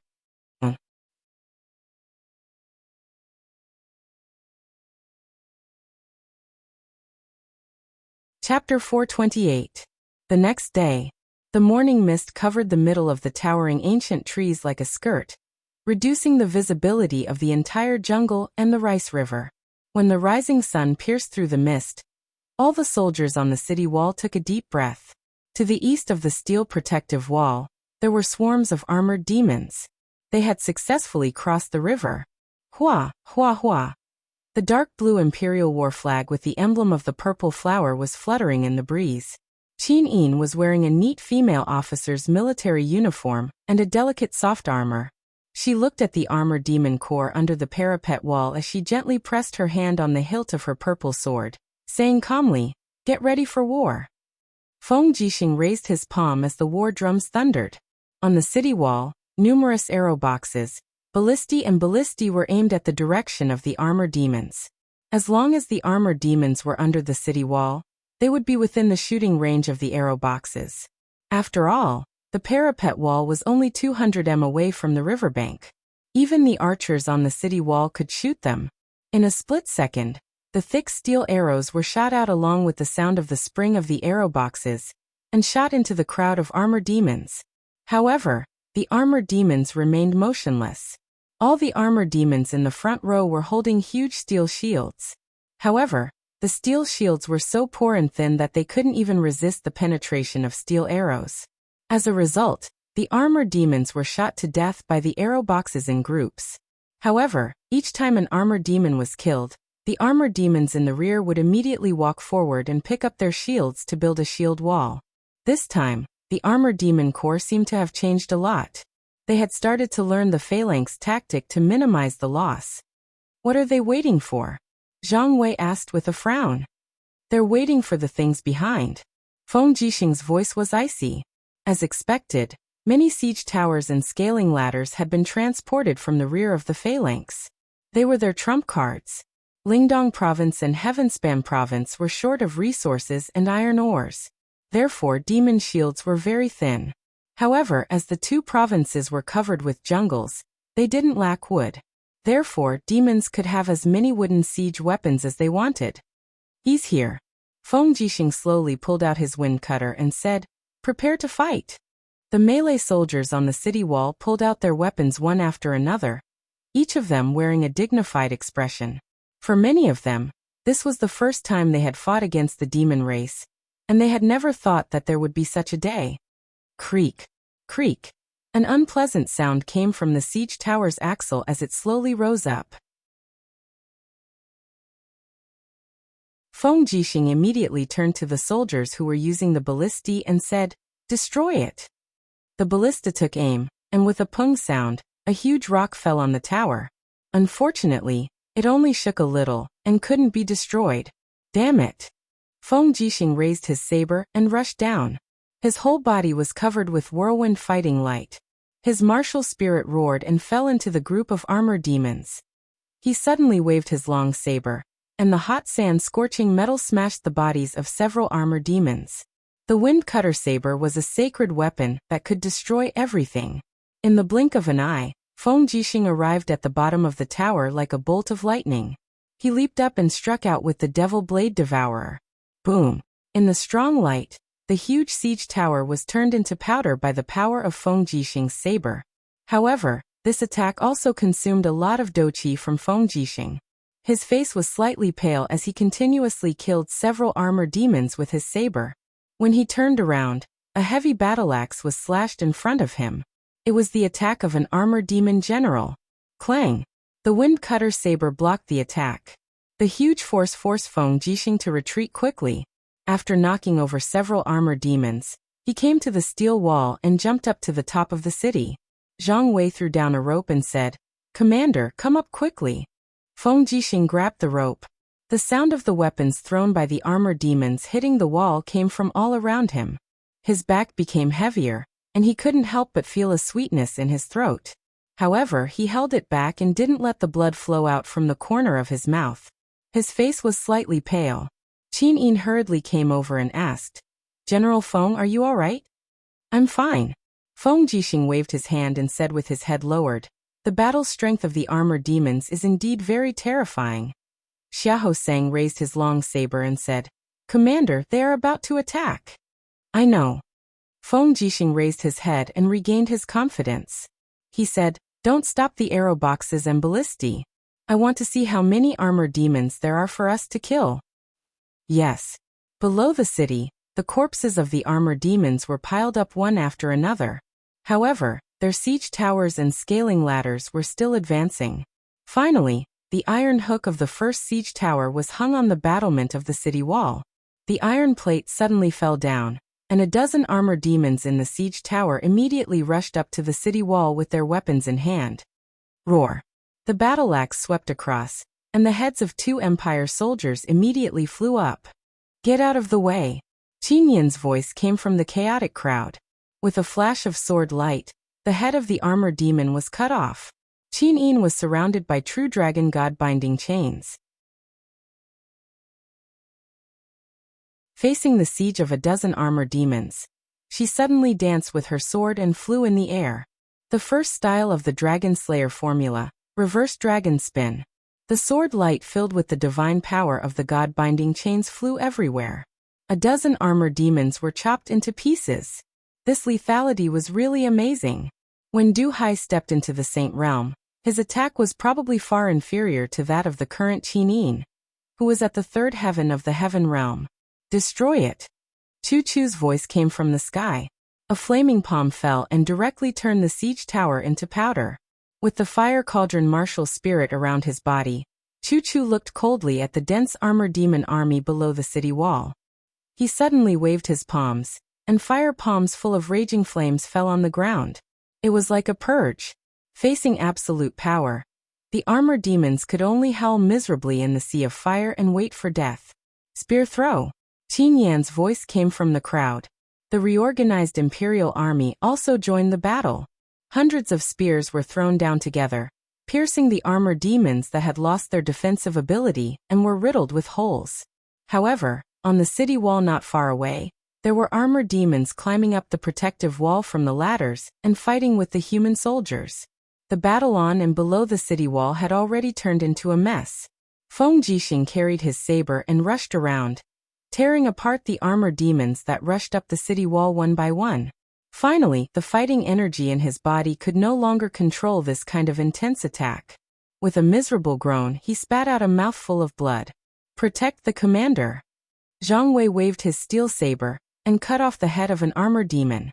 However, he was immediately sent flying by the blunt saber of another armored demon. He fell on the battlement in a sorry state. Feeling a chill behind him, Feng Jixing hurriedly said, "Lower your head." Zhang Wei subconsciously lowered his body, only to see a broadsword sweep across and cut off his helmet. Fortunately, he dodged in time, or else his head would have been separated from his body. A few Imperial soldiers bravely stepped forward and pierced their swords into the body of the armored demon that had almost taken Zhang Wei's life, sending it down the metal protective wall. Keep shooting arrows. Quickly clean them up. Feng Jixing carried his wind cutter and continued to join the battle. In the distance, Qin Yin's shoulders were already stained with a lot of blood. Some belonged to the armored demons, and some belonged to the human soldiers. However, she didn't retreat. Her long sword was surrounded by the power of the golden god binding lock, and it sliced the bodies of the armored demons apart. Meanwhile, Chu Chu was protecting the Empress by her side, constantly eliminating threats for her. The fierce battle continued until dusk. The entire metal protective wall seemed to be stained red with blood. Finally, the demon race stopped attacking the city. It seemed that their military strength was insufficient. A group of demon race only raised their shields 200 meters away from the east of the metal protective wall, blocking the arrows and crossbows. There were corpses everywhere on the city wall, and the ground looked as if it had been washed with blood. Feng Jixing carefully stepped on the blood-covered bricks and said, "Order the arrow boxes and crossbows to stop shooting. Save one arrow." "Yes." Zhang Wei immediately went to pass the order. Feng Jixing continued to ask, "How many arrows did we use today?" Luo Yu, the deputy commander, said, "Sir, the arrow boxes were specially made to use up a lot of energy. Just today, we used up nearly 20% of the arrows. Furthermore, the demon race is guarding outside the city, so we have no chance to retrieve the arrows." "Got it." Feng Jixing's gaze was heavy. "Move the corpses of the dead soldiers to the west of the city and bury them at night." "Yes." Feng Jixing walked down the walkway in disappointment. Inside the fortress, Qin Yin was washing her hands. Her hands were already stained with blood. It seemed that all the generals on the city wall today were the same. As long as they were strong enough, they were fighting. General Feng, how is it? Qin Yin turned around and sat on the Empress's seat. The losses are great. Feng Jixing frowned. The specific numbers are not out yet, but at least tens of thousands of people have died in battle. Got it. After nightfall, the demon race won't attack again, right? No, if they attack, we can only use fire to defend.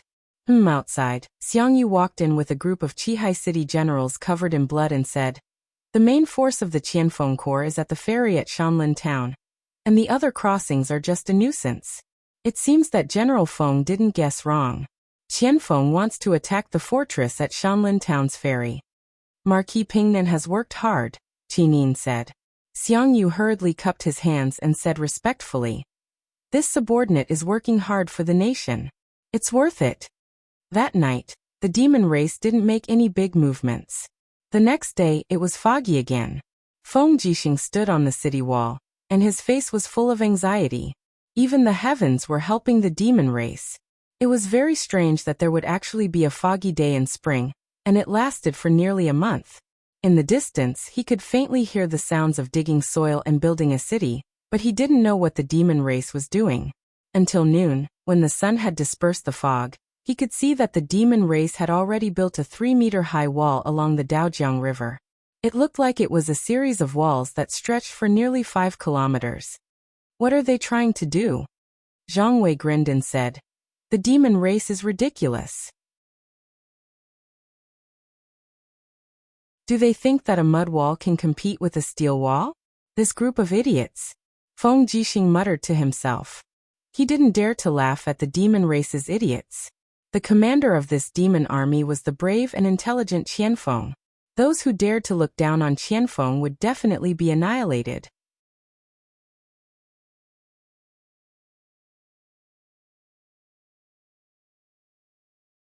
Chapter 429. On the 4th day of the 4th month, year 7735, Lin Muyu led the Longdan army camp and 5,000 barbarian warriors out of the endless forest and returned to Lanyan City. The entire army set up camp at the Longdan army camp outside the city and rested for the night. Starlight shrouded Lanyan City. Lin Muyu looked at the majestic Lanyan City from afar, but she also knew that Qin Yin and Chu Yao were not in the city. The demon clan had invaded, and Qin Yin had personally led the troops. As the chief deacon of the spiritual medicine department, Chu Yao had personally gone to take care of the logistics of transporting medicine and other miscellaneous matters. Rows of carriages sped over under the starlight, escorted by the staff of the temple. In the distance, Jin Xiaotang had already jumped down from her horse and said with a smile, Brother Yu, all the tasks have been completed. These are 5,000 giant armors, 5,000 spears and conical steel shields. We used more than 40 ironware workshops in Lanyan City to complete them. Really? Lin Muyu was extremely excited. She walked forward and lifted the black cloth on one of the carriages. Sure enough, the spears and shields were suffused with a moving luster under the moonlight. Xiaotang, you've been a great help, Lin Muyu said sincerely. Jin Xiaotang pouted and said, I've already stopped the business of the merchant guild. Otherwise, I wouldn't have been able to supply these weapons, provisions and so on. Brother Yu, you can't squeeze me anymore in the next few months. I want to properly manage the business of the Purple Flower Merchant Guild and make it prosper day by day. All right. Lin Muyu nodded readily and ordered, Prince Huangxi, have the barbarian warriors carry the weapons and shields. Yes. Huangxi's face was filled with excitement. Although the warriors of the Great Wildlands tribe were extremely strong, all of them used stone weapons. Their lethality was extremely limited, not to mention that their bodies were covered in armor. The carts of spears, shields, and armor were simply priceless treasures to the Wildlands tribe. They were more precious than anything else. Lin Muyu picked up a long spear and touched the edge of the spear. She remained silent. Jin Xiaotang smiled and said, the edge of this spear was tempered and polished, so it's a bit sharper than the weapons of the average imperial soldier. I think. She looked at those tall and sturdy barbarian warriors and said, I think with the physique and strength of these giant warriors, the sharpness of these spears is enough to penetrate the shell of an armored demon. Well, that's good. Thank you, Xiaotang. Stay and have supper with me tonight. Tomorrow, the Longdan army camp will be moved to the steel fence. I wonder how the situation there is." Jin Xiaotong's brows slightly knit as she said, "It is not optimistic." 2 days ago Yu's letter was sent back, and the news was that the demon race had crossed the Rice River and directly attacked the steel protective wall. The Empire's army suffered heavy casualties and those demon race seem to have gone crazy. Once the steel protective wall is unable to hold, one fear that Songnam province would vanish in a moment. "Yeah." Lin Muyu muttered to herself for a moment, then said, let's go eat supper." Okay. After entering the camp, Jin Xiaotong's eyes widened as she looked at everything in the Longdan army camp. The life in the army camp was very novel to her. Far away, beside a bonfire, a beautiful young lady was roasting a deer leg. She was wearing a luxurious cloak and with one look, one would know who she was. Jin Xiaotong immediately bowed respectfully and said with a smile, "This commoner girl Jin Xiaotong greets Princess Shi." Tang Xiaoxi turned around and smiled. "Xiaotong? No need to stand on ceremony. Come. Let's eat together." "And thank you Princess Shi." At this time, Wei Chou, Situ Sun, Situ Shui and the other captaincy-level generals also came over and sat in a circle around the bonfire. Wei Chou frowned and said, "Commander, the steel protective wall is in a state of emergency. How about we march through the night?" "No." Lin Muyu shook her head lightly. "We rushed all the way from the Forest of Infinity to Lanyan City. Everyone is exhausted and the war horses need rest. We must have a good sleep tonight. Otherwise, even if the Longdan army camp reaches the steel protective wall, they won't have much combat power. I can't let everyone die for nothing. Eat quickly and sleep after eating." "Yes, Commander." At night, the camp was bustling with people shouting and horses neighing.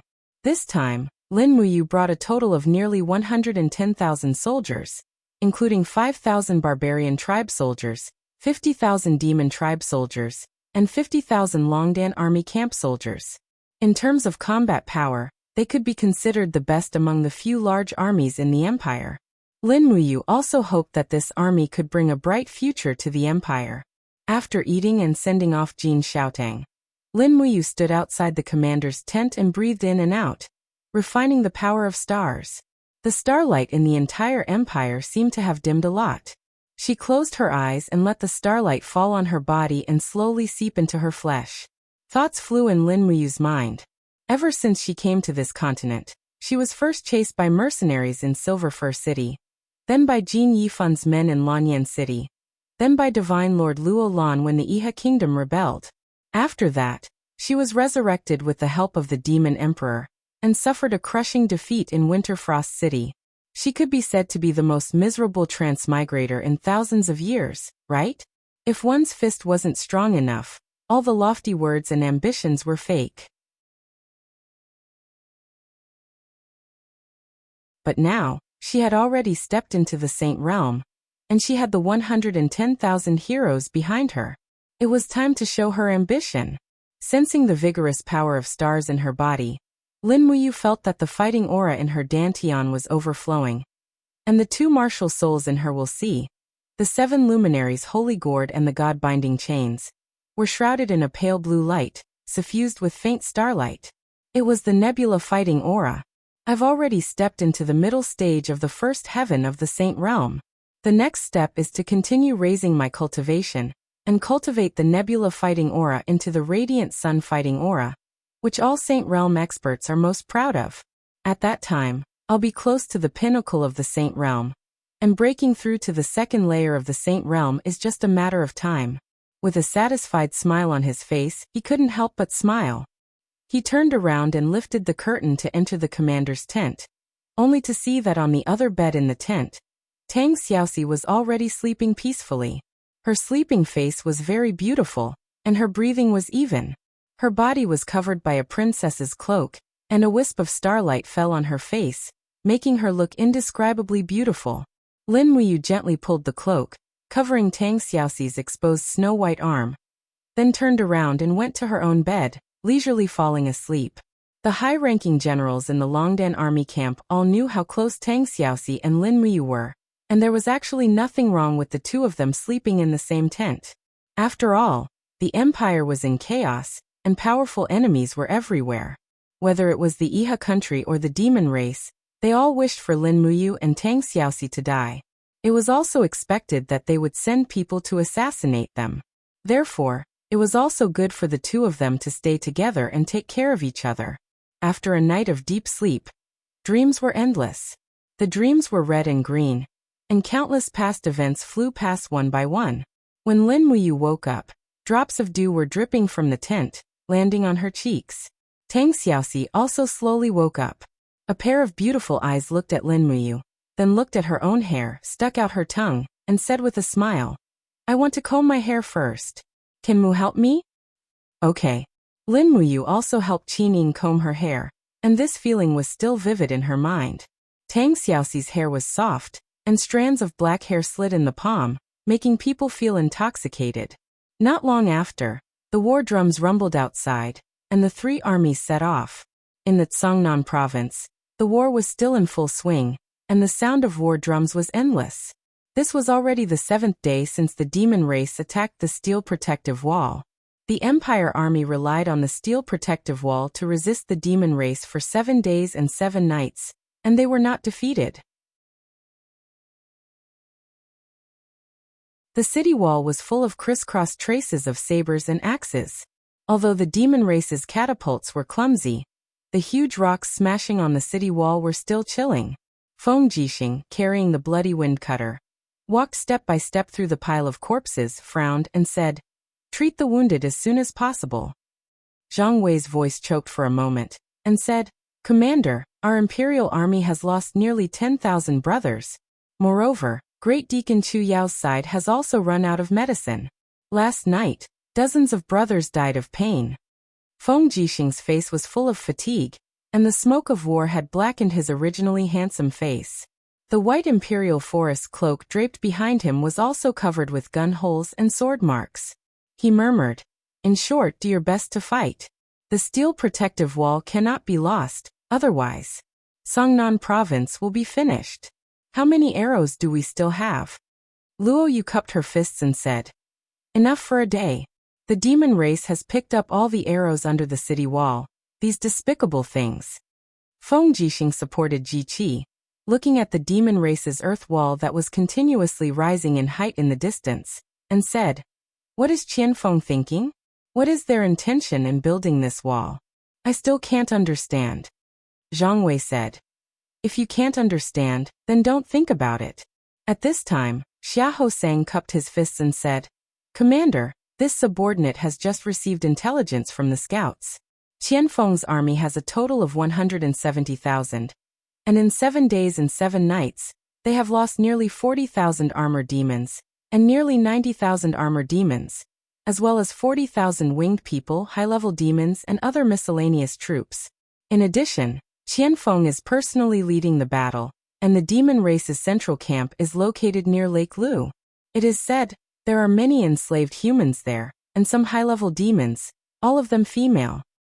"Female demons?" Feng Jixing was taken aback. "What's their background?" "It's the demon royal family. Our scouts have captured several human slaves, and from them, we learned that a group of high-level demons has also come to the battlefield, as if they want to see the spectacular scene of the demon race attacking the city." "Damn it." Feng Jixing's face was ashen, his clear eyes looking at the generals beside him, suddenly clenching his fists. "It seems we have to take a risk this time. Commander, please give the order." The generals cupped their fists together.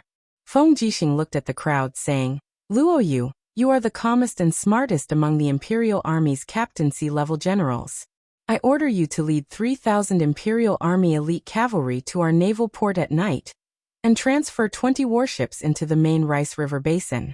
Remember, you can only move in the morning fog at night, and travel along the west bank of Rice River.